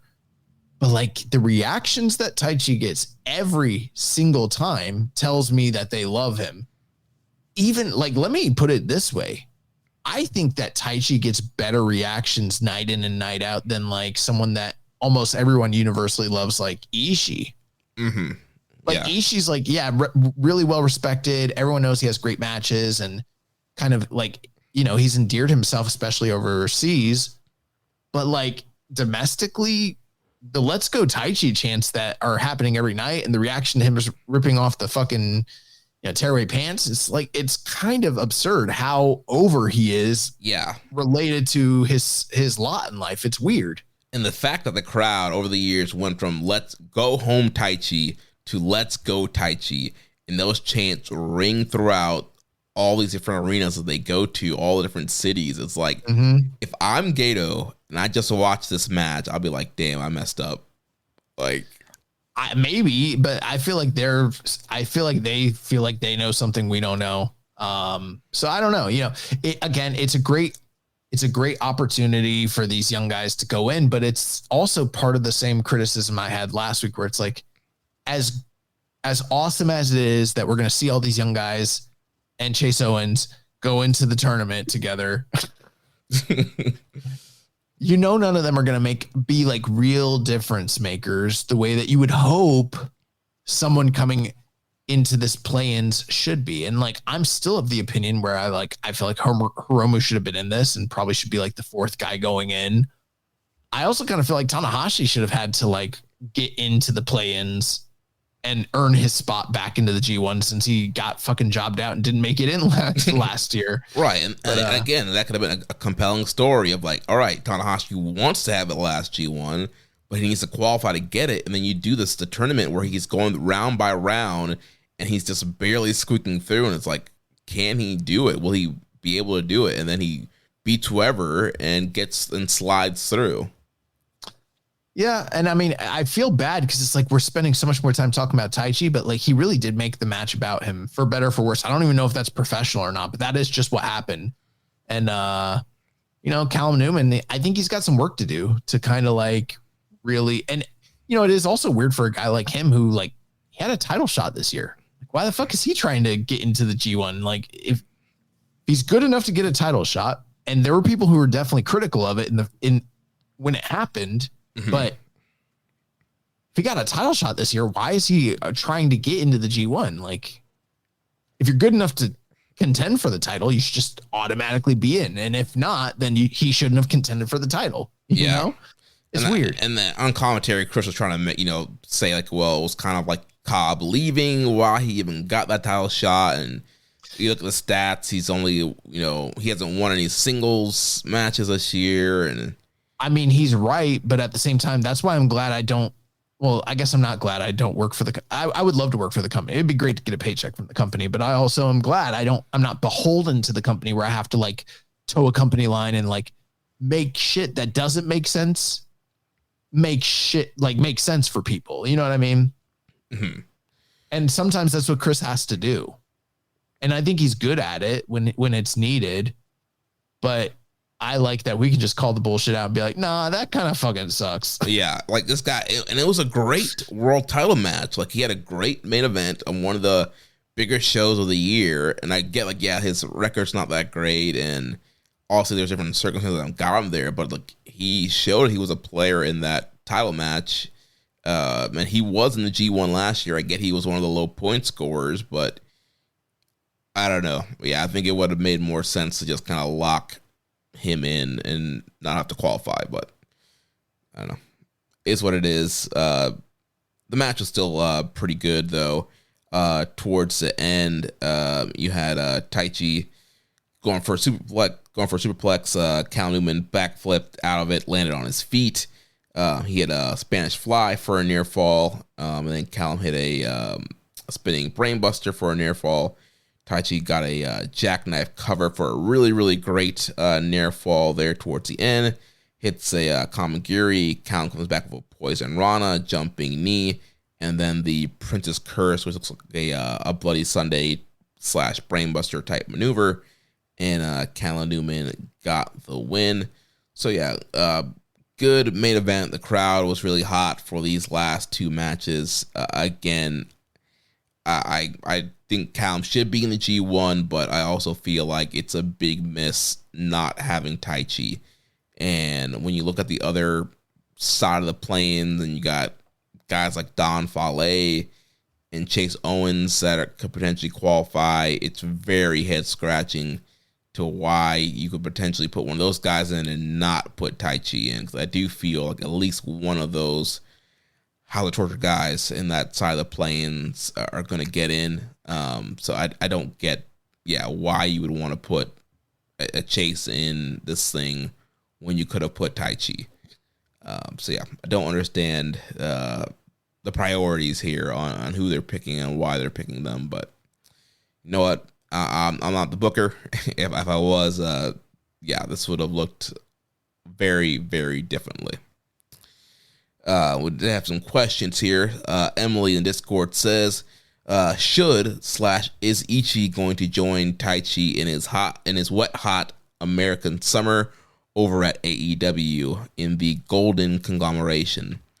I don't know. I mean, Taichi doesn't do a lot of U.S. dates, but clearly he's not going to have anything else to do for the summer. So, I mean, maybe you could bring him over with Ishii and have him be a conglomeration guy and be on TV every week having great matches, and us scratching our heads. All right, why is he having great matches on AEW every week and not in the G1? So maybe that's what's going to happen.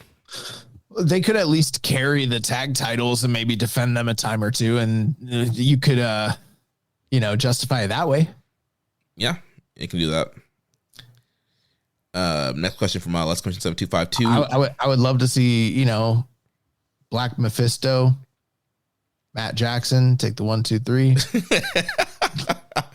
at All In. We don't know what the fuck the Bucks are doing at All In. Why don't we? How about the Young Bucks versus Ishii and Taichi? Ishii and Taichi for the IWGP titles. That would be nuts.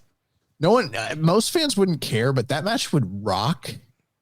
And Taichi just needs to beat Nick Jackson. Fine. No, it would be Matt. Matt takes all the pinfalls. Well, I said Matt first, and now I'm changing it to Nick because I don't really care. Either one of them can do the JOB. That would be great. But yeah, it looks like they're building Bucks versus Ospreay and Swerve at All In. Yo, another thing about Taichi, I know we talked about him a lot tonight, but like, what's going on with his tearaway pants, and why do they keep coming undone the entire match? He needs to reinforce. Yeah, get those reinforced, bro. They're like flopping everywhere. No one wants to see floppy pants that you're gonna rip off later. They're probably because he hasn't bought a new pair in a while. He just uses the same old. They were selling them on the Tokon shop. Do they not just give them to him free? Like, what the fuck? Nah. So we'll see if Taichi ends up showing up in AEW for the summer. I won't.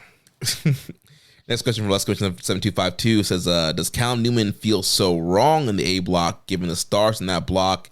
It should have absolutely been Taichi in instead of Newman. No, wrong. I mean, there's no definitive, oh, this is the A block and this is the star block and young guys don't belong in it. It's like, no, we can't have it both ways. Like I think that there are valid criticisms and I think we've spelled those out on this show, but one of them can't be, he's not a big enough star to be in the G1. It's like, you either want them to push young guys or you don't, you know? Mm-hmm. And the criticism is he's not a big enough star to be in there with, you know, I don't know who's in the A block. I can't give you the rundown. But, you know, if the argument is he's not a big enough star to be in there with them, then it's like, I don't know. I don't think of Taichi as a star. Taichi's not a star. They've told us definitively in this match that they don't see him as a star. So maybe some fans do, but that's about it. Yeah, and I think if you want him to, you know, quote unquote, get the rub from these stars, he has to be in there with the stars. It can't be like that Sonata G1 where you have all the young guys sequestered off in their own block and not interacting with the top guys. I do think it's good the young guys get in the mix there. So in that block, you have Goto, Oleg, Uemura, Tsuji, Finley, Evil, Sonata, and Tanahashi. And now Newman. Yeah, and Newman's going to beat Tanahashi. It's fine. I mean, he probably will. But yeah, I think that's a great mix of guys to be in there with, to get the rub, like get him in there again with Goto, with the world champ, get him in there with Tsuji and Finley and Uemura. Like, I think it's a good block for him to be in. Yeah, I personally don't buy into that complaint. Yeah. Well, coming up, we've got NJPW Death Pain Invitational that's coming up on Tuesday, June 24th. By the time you're listening to this, it's probably already occurred, from Cork and Hall pay-per-view. Do you want me to do I'll do the whole rundown. So this is essentially, I mean, I don't know. It seems like a produce show, but it says New Japan, so whatever. We got Dragon Libre, Gentaro, and Kengo, along with Tatsuhito Takaiwa teaming up to face off against 6 or 9. That's the team of Wato and Taguchi, along with Daiki Nagai and Katsuya Murashima. I wonder which one of those teams is losing. Second match of the night, you got Mammoth Sasaki and Takashi Sasaki taking on the Bull Club War Dogs team of Geto and Taiji Ishimori. That's going to be riveting. Third match of the night, Jun Masaoka versus Kosei Fujita. Fourth match of the night, hardcore tag team match as Kenji Fukumoto and Masashi Takeda take on the team of Rina Yamashita and a mystery partner. So not only is it hardcore, but we're going to get some intergender action going on here. So, you know, there's probably gonna be some like fucking weird Legos and shit like that. Fifth match of the night and the semi-main event, you've got Tomoya Harada and Toru Yano teaming up to take on Oleg Boltin and Toru Segura. Or is it Toru Segura? Is it Takashi Segura? Nope. It is. It says Toru Segura. Okay, I don't know who the fuck that is. I only know Takashi Segura, but whatever. Regardless, I mean, this is essentially a one-match show. The main event, IWGP Junior Heavyweight titles on the line. El Desperado, the champion, defending the title against longtime rival in their final match ever, Jun Kasai. And is it not booked as a death match? Yeah, it is a light tube glass board alpha death match. Here's the thing, that's really cool, but if there's not a time bomb and if there's not barbed wire or razor wire and the ring's not going to explode, I mean, I don't know why we're doing this. The ring should be exploding in Cork and Hall. Maybe it will. It's an alpha death match. Alpha. Is the special guest referee going to be Takeshita? Chris Jericho? No, yeah, I am looking forward to this match. I'm probably not going to watch that show. Most of what's on that show just seems completely middle in almost every way. But, you know, Desperado Jun Kasai, one of the most storied rivalries of this entire decade. Yeah. You know that shit's going to be insane. It's going to be nuts. Yeah. So, yeah, that's pretty crazy. Can't wait for that to happen. I know a lot of people are upset about the fact that Fujita didn't get his title shot. But like for me, I don't really give a shit. Give me Jun Kasai and Desperado any day, all day, every day over, what we can table what's going on with Fujita for the time being. That's just my 2 cents, whatever. Yeah. Also coming up on June 29th, did we find, so this is not on New Japan World, but it's the New Japan Pro Wrestling Tanahashi Jam, Sunday, June 29th from Nagoya Congress Center Event Hall. 6-match show. We've got Katsuya Murashima versus Daiki Odashima.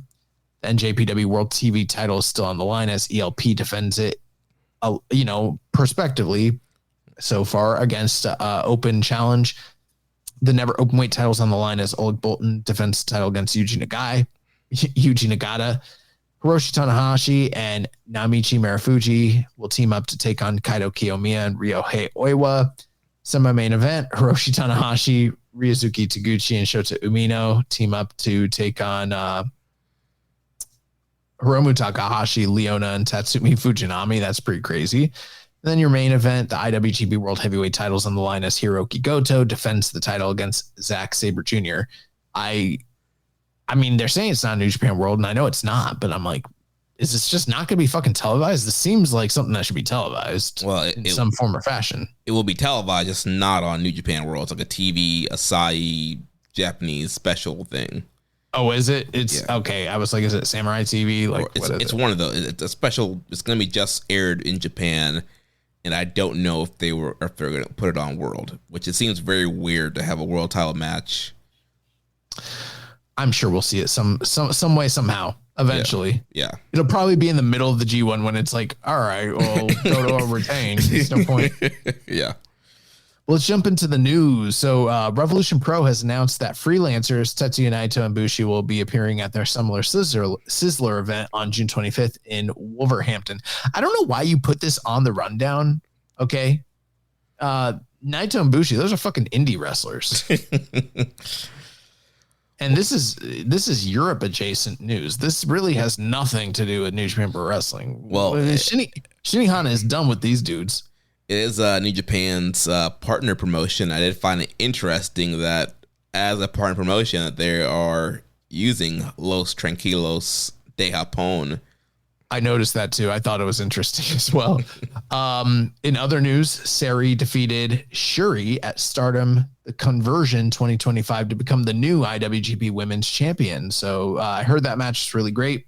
Probably want to check that out. CMLL presents New Japan Fantastica Mania Mexico 2025 from Arena Mexico on Friday, June 20th.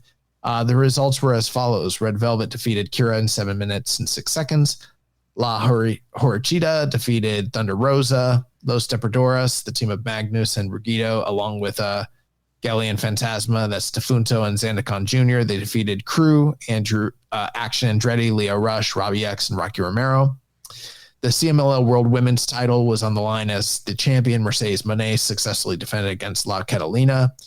Yota, just Yota, defeated Ultimo Guerrero by DQ, 14 minutes and 36 seconds. LIJ, they're back apparently. Hiromu, Shingo, and Teton, they defeated the United Empire team of Francesco Akira, Templario, and TJP. No one knows if TJP is still in the Empire, but apparently, he was in this match. And he was in this match. And they did do like a LIJ send off. Teton cut the promo. He did the roll call, the fist bump, and so this was like the official last appearance of these guys as LIJ. Okay. Was Roosh there? No. Oh. No Naito? No. Oh. All right. Sombra there? Nope. We had a lightning match. Neon defeated Kevin Knight 9 minutes and 33 seconds. This Kevin Knight guy can't get a break. Ricochet defeated Volador Jr. 9 minutes 52 seconds. The main event, Bandito and Hologram defeated El Sky Team Mascara Dorada, Mystico 15 minutes and 58 seconds. That is going to do it for the news. Let's jump into some questions, Jeremy. Yep. So Tony Farrakhan says, what is Yota Tsuji's main detriment keeping him from being the guy in the company? I think probably the fact that he, even though he might be a good looking guy in certain aspects, he's like a big bruiser. And this has been a company that's been reticent to push guys that look like him over guys that look like, say, Yuya Uemura, for instance. Yeah. I mean, I don't know. I think, the booking kind of works against him. I mean, they have not really. I mean, also he had the big Sonata debut, and outside of that, like, it took him a while for him to get the global title. Like, they just haven't really gone full bore of him, and it could be, like you mentioned, like not maybe what they're quite looks-wise looking for, but I mean, again, I feel like all young guys, like, he has the charisma, he connects with the crowds, he has really good matches, so I feel like he connects on so many levels, but I don't know if it's a look thing or whatever the reason is, but so far I feel the reason why he hasn't really took off is due to the booking. I also have another reason. I think that the gimmick, like, okay, him being self-assured, having a confidence about himself, things like that, those are all great. But there are aspects to the Yota Tsuji character where I'm like, I don't fucking know. Like, why is he so obsessed with Philip Marlowe, you know? And how is this, like, the fedora, the jacket, like the Marlowe shit? Like, how is that scream superstar? The smile. I know that I'm borrowing a little bit from some of the complaints that, like, say, Kevin Kelly had. And, God knows I don't agree with everything that Kevin Kelly says, but, like, I do kind of wonder, like, the smile, it's been doing it for a long time. Has it really produced, like, a star-making connection character? You know what I mean? Like, I don't think it has, personally. Like, there was a time where I was a little more open to the idea of, okay, this is his thing, whatever. But, like, now I'm like, I don't know. Like, it's a combination of all these things, but I feel like there's something about not just the booking and the creative, but the presentation is also somewhat lacking, even if I think his presentation is further along than the majority of the other domestic young talents. Mm-hmm. Yeah, I think he has a great look. I think his ring gear and stuff looks good, and yeah, I think there's more to be developed now. I think it's a great opportunity with, like, LIJ being gone. I think you can make some tweaks to his presentation and character. But yeah, the whole Marlowe stuff, and maybe that's more of a Japanese. Like, I don't know if that the audience really connects with the whole, like, Marlowe pudding thing, and maybe it would be so weird. Why would they? Like, that's like a North American thing. I don't know, but I don't know if Marlowe pudding's big there or whatever. But yeah, but, like, I think I always forget the character's name, but, like, he's like Philip Marlowe. He's like the guy from, like, The Long Goodbye and all those, like, pulpy, the noir movies from back in the day. Like, it's this, like, Americana character of noir. I'm like, I don't know. Maybe I'm wrong. Maybe there's something there, but I'm like, it just feels so weird for that to be the adopted, like, spiritual mascot for Yota Tsuji. Like, it's fucking weird. Yeah. Fauci asked the same question, but for Yuya Uemura. I think Yuya has certain things going more for him. I think he's a more conventionally within the confines of, like, what the company finds as being marketable, better looking guy. He is smaller, though. He's less exciting as a worker, and he is so ill-defined as a character. And adding an Elvis cape and flames to your shit and calling yourself Heat Storm. And then, the one thing he had going for him was the long hair, and then he shaved it, and then they didn't follow up with it in a meaningful way. Now he's got this fuck ass haircut. And I know Emily's probably listening, and she really liked the faux hawk into the mullet, and that's fine. But now we've gone past the barrier of entry for that. Like, now it's something completely, entirely different, to where I can't imagine anyone looking at that is like, yeah, that guy's fucking cool. Like, like, I personally, when I'm trying to, like, gauge the attractiveness of a man, I usually try to think, like, would I want to look like that person? Mm-hmm. Are they cool? Do I think girls would like the way they look? And for me right now with him, it's like, no. He's got all these weird ass colors in his hair, and his hair is fucking crazy looking. Like, he just looks like a jag, bro. He doesn't look like, he does not look like a guy that could credibly headline the Dome or wear the world title. He just looks like a fucking dork. He is so much lower on the totem pole than Yota Tsuji right now. And he shouldn't be. He's got all the talent in the world, great looks, great build. Where's the creativity here to turn this guy into what we thought was probably going to be the ace? You know what I mean? Like, Shota Umino shit the bed. He should be the next guy up easy. Just, you know, he should literally just be like sleepwalking into that fucking spot, and he's not ready. Yeah. And yeah, I think he's still finding himself. He doesn't have that crowd connection quite yet. And I feel like towards the G1 last year, he was kind of getting there until the injury. But yeah, there's still a lot of work to be done with this Heat Storm character. Like you mentioned, why does he have the Elvis cape? And dude, Jeremy, how long do you think these guys been in the system? For a while. I mean, Uemura was a young lion, pre-COVID? But we're talking about like an 8-year career here, dude.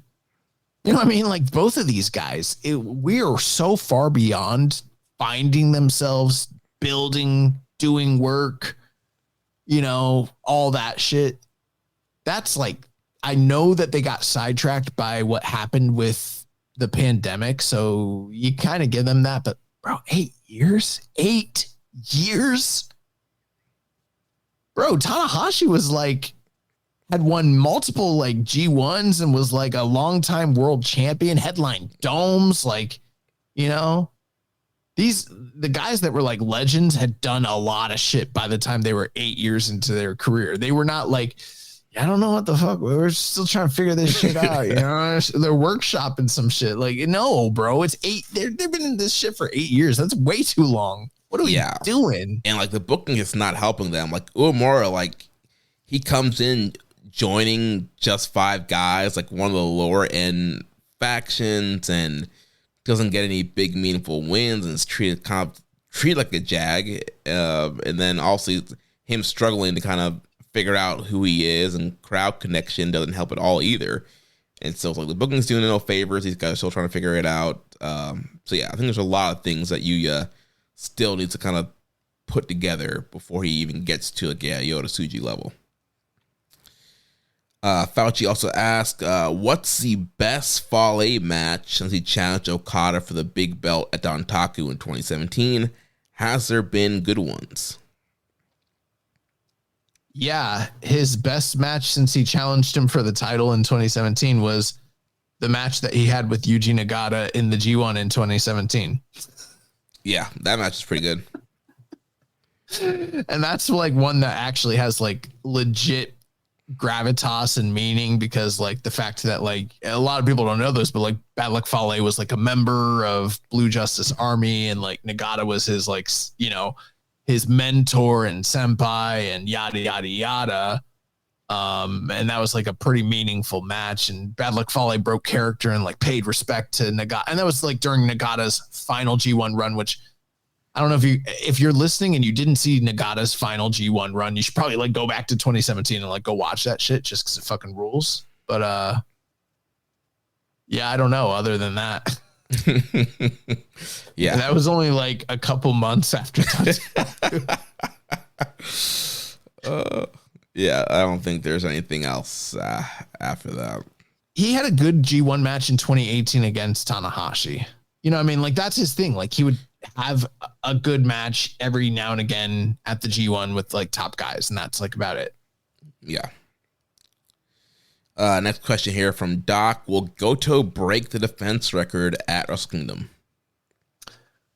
Well, I guess I'm wondering which one he's talking about, because if we're talking about like the which record, I think you know what I mean. I think he's talking about Okada's IWGP heavyweight title defense.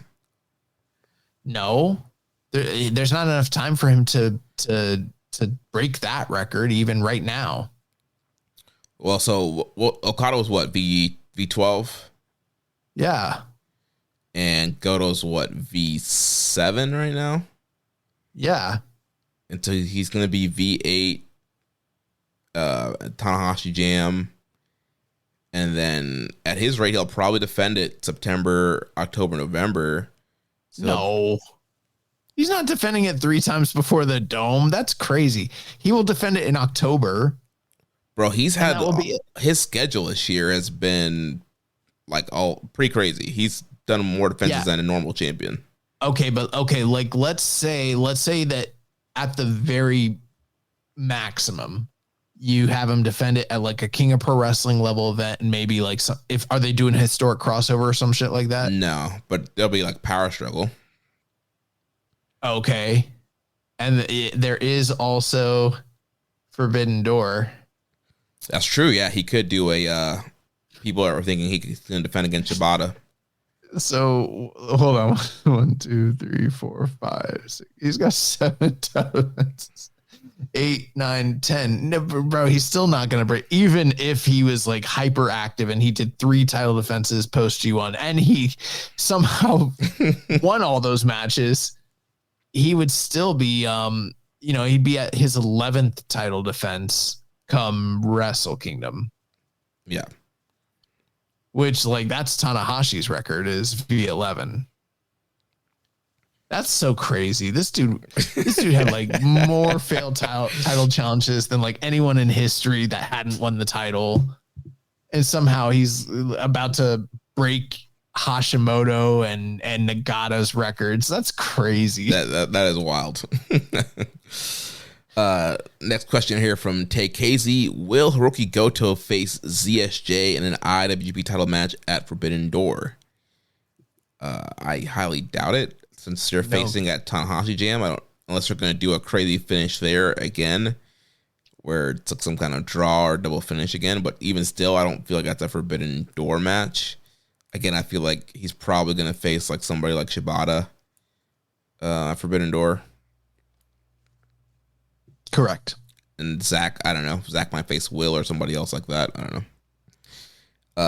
Next question from Rainbow and Slam Pig. How likely do you think it is that one or both of Chase Owens or Don Fale end up in the actual G1 field? I think it's very likely that one of them, and it's probably going to be Chase Owens. Yeah, like we said earlier, I cannot see in any universe Don Fale beating Oiwa. I think it'll be all the near falls where like Fale falls on him and he's trying to body slam him and all that stuff. And I feel like he's going to beat Fale. But yeah, I do feel like Chase is probably going to end up beating Yoshihashi. Yo, how about the show for tomorrow is completely sold out, and they said that they have sold every available ticket, and there's going to be no same day event tickets available at all. Like they're totally sold out for Corkin tomorrow. Nice. Yeah. The next question here, he says, are there any other veterans or mainstays that you think are candidates to leave NJPW in 2025, or do you think the bleeding has stopped for now?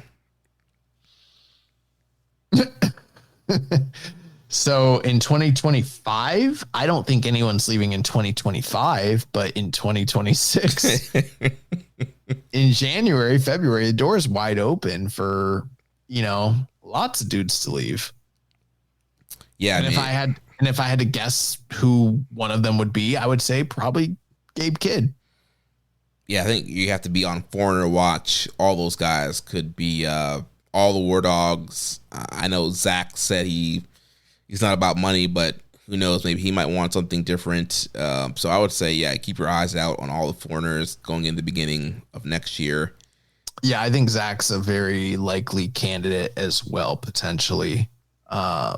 Yeah, I think if I had to look at the foreigners that are possibilities, like ELP is kind of one, but I don't know how gung-ho they are to get him over in the States. But I think Gabe and Zach are like the top 2 that could easily go. Yeah. First domestic stars, I don't know. I mean, we might see some more retirements. I mean, Nagata or Hanma, Tenzan, Kojima, who knows, one of those guys might decide to hang it up next year.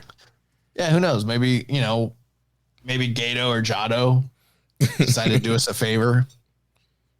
Gato decides to quit the business altogether, never to be heard from again.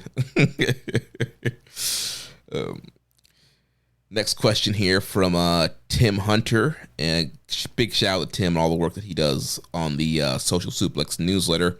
He says, do you prefer someone having this dual contract type deal with AEW that seems to come up more and more, or do you prefer a clean break with someone who wants to wrestle in the US and doesn't even care to see them again at all?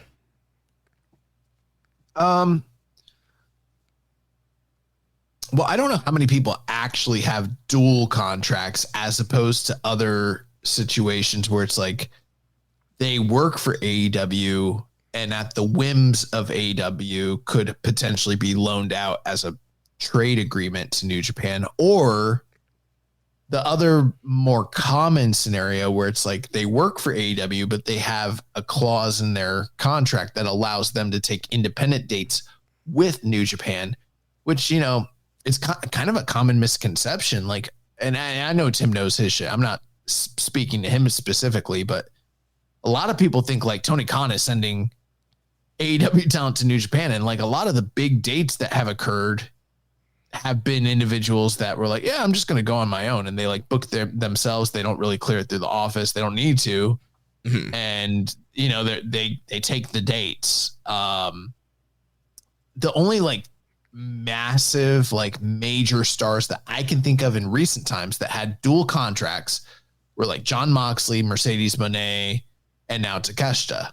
Is there anybody else that I'm not thinking of that is in a similar position? Kevin Knight has a dual contract right now. Yeah, and I almost feel like that doesn't. Why? Because he's black? Yeah. No, I'm just playing. No, because it's like Kevin Knight already was kind of, you know, spending half of his year in Impact / TNA anyways, and nothing's really changed really in terms of the way he's booked or used in New Japan anyways, regardless. Yeah. But officially, yeah, he's somebody that's labeled as a double contract person. You're right. He is. And maybe there's other situations that we're not as privy to, but, you know, majority of like the other stars that were like kind of coming over here, like Y2J, Omega, the Bucks, just to name a few, you know, even Takeshita in the early days, like a lot of those guys were like, they got it in their contracts and they just did it. It wasn't like Tony was like, you guys go, I want you to be there to support our partners. It wasn't like that. Yeah. And like Moxley, he had like a whole like separate New Japan deal. And that's, remember, he was like flying back and forth from Dynamite to Japan every week.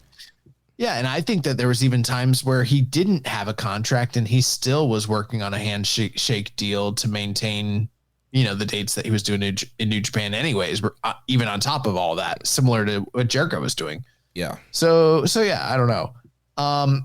For me, I mean, bro, I've never even really dived into the whole, we don't got time really for it, but you know, like, you asked everybody else week after week what they think about the partnership and all that and yada yada, and like I won't get into it, but like I don't give a fuck about any of this shit anymore. I really don't see the upside of it, and I just don't think it's a benefit.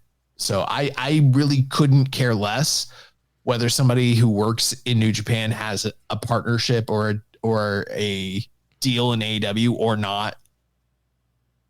And I think it really couldn't be a benefit to New Japan. If I'm just thinking from the New Japan side of things, I don't see how them having a contract over there helps them from our business perspective. Maybe for the talent, it's great, you know? Yeah. But well, I would say like recently with Takeshita, we have seen him more in New Japan with him being double contracted versus some other AEW talents, and we've seen Kevin Knight, like it's the same, but he is showing up like the same amount, not less. So maybe the double contract does help them get more dates on people than before. Maybe my whole thing when it comes to Takeshita is like, in the past, I felt like if New Japan had enough money, he would just be here. But they don't. So it's like, you know, yeah. And then now he just got married to Yuka Sakazaki. And I'm like, I don't know what the vibe is there, because these are not people I know, but I'm hoping that she's like, I want to go back to Japan. I'm hoping she's not like Johnny Gargano and Candice LeRae. Like, I want to go to Disney every weekend. Like, I hope she's not like you know. Yeah. I love Orlando. I love Orlando. It's great. I want to go to Fuddruckers.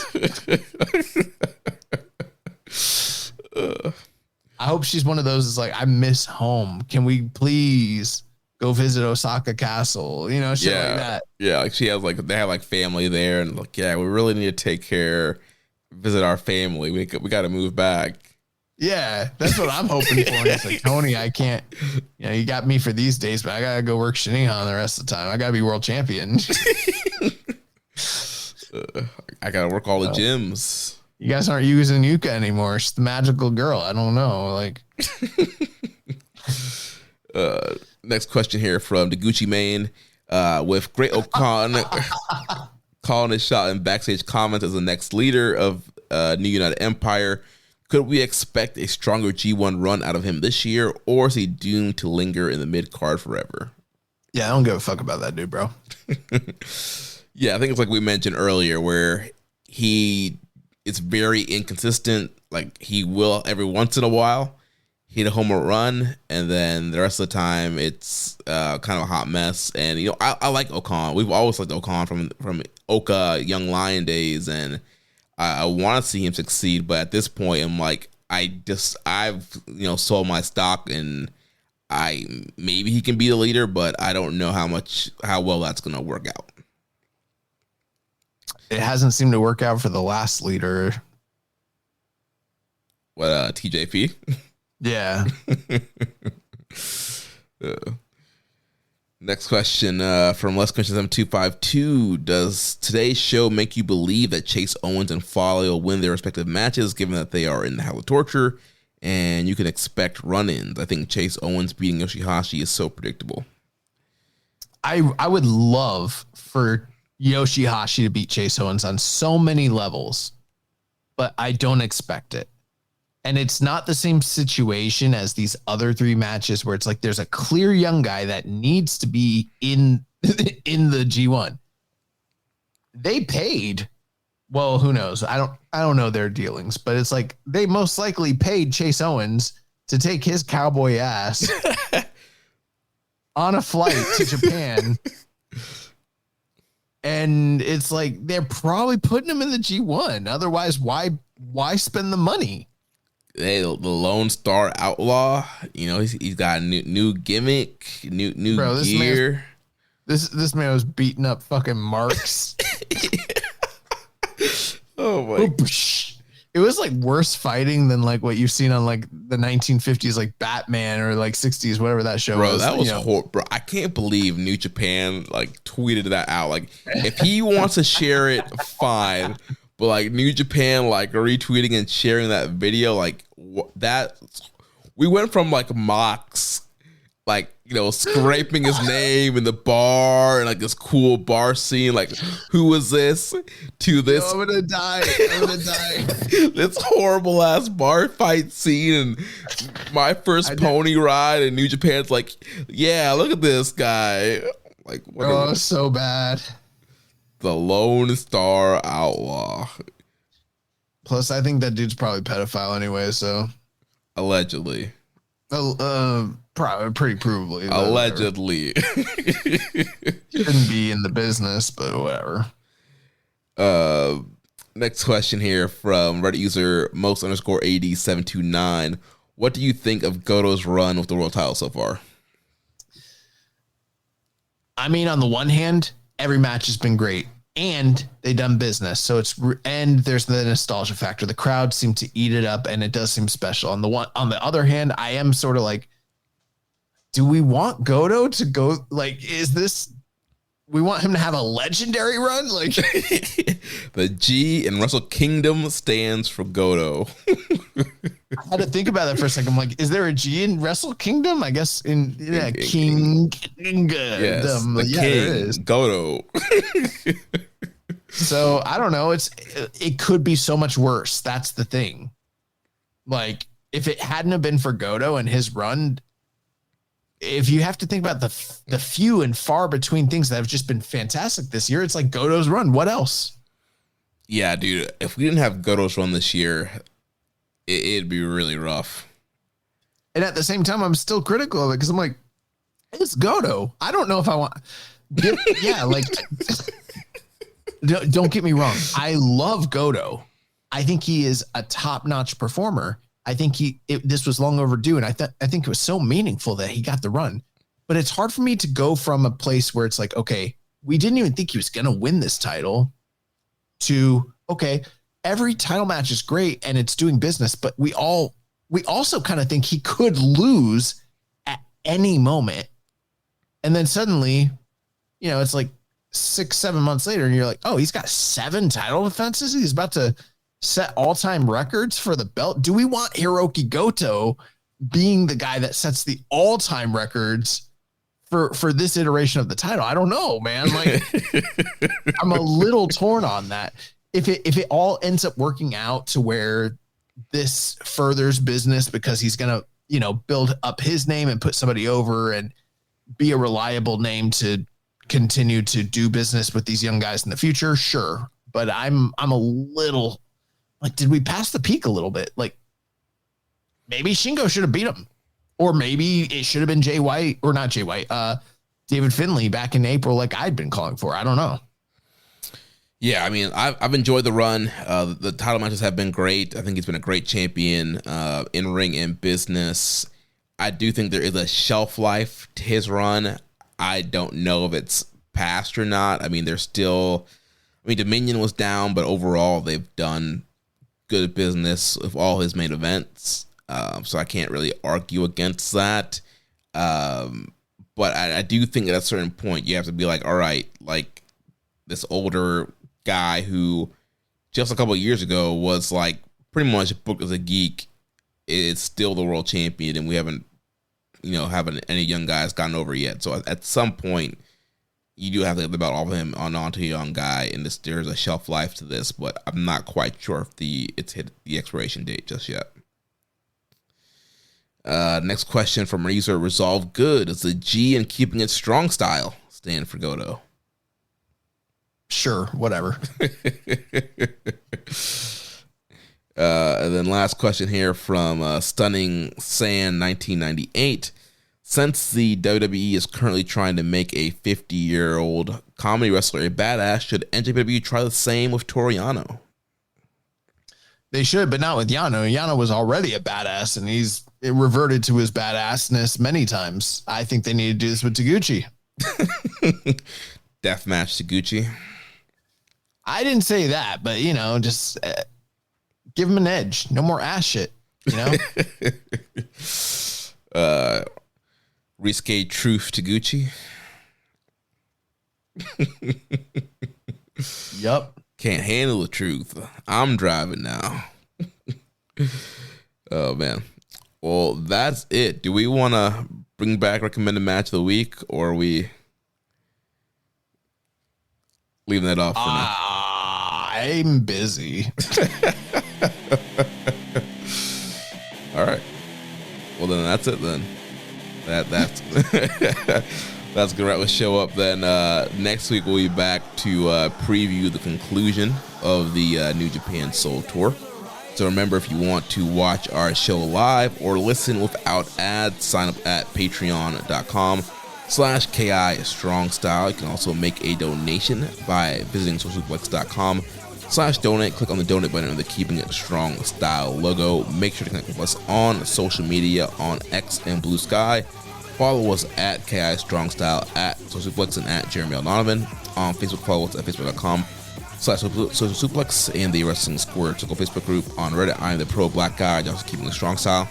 On YouTube, we are at the Social Suplex. Join our Social Suplex Discord server to interact with us and other wrestling fans. And you can email me, Jeremy, at socialsuplex.com. Check out all the other shows that we have here on the Social Suplex Podcast Network. One Issue Radio, hosted by Rich Latta and James Boyd. All Things Elite with Floyd and Austin. Imps WWE Adventure with Implications with Matthew Mayer. Wrestling Art with Chris Slings. And Tall Talk with Allie, Ann, and Leah. And the Trish and Sarah Wrestling Podcast. Don't forget to subscribe and leave a rating and review. And we'll catch you next week on Keeping It Strong Style, the ace of podcasts. It's Shaban. Thank you for listening to Keepin' It Strong Style. We'll see you next time.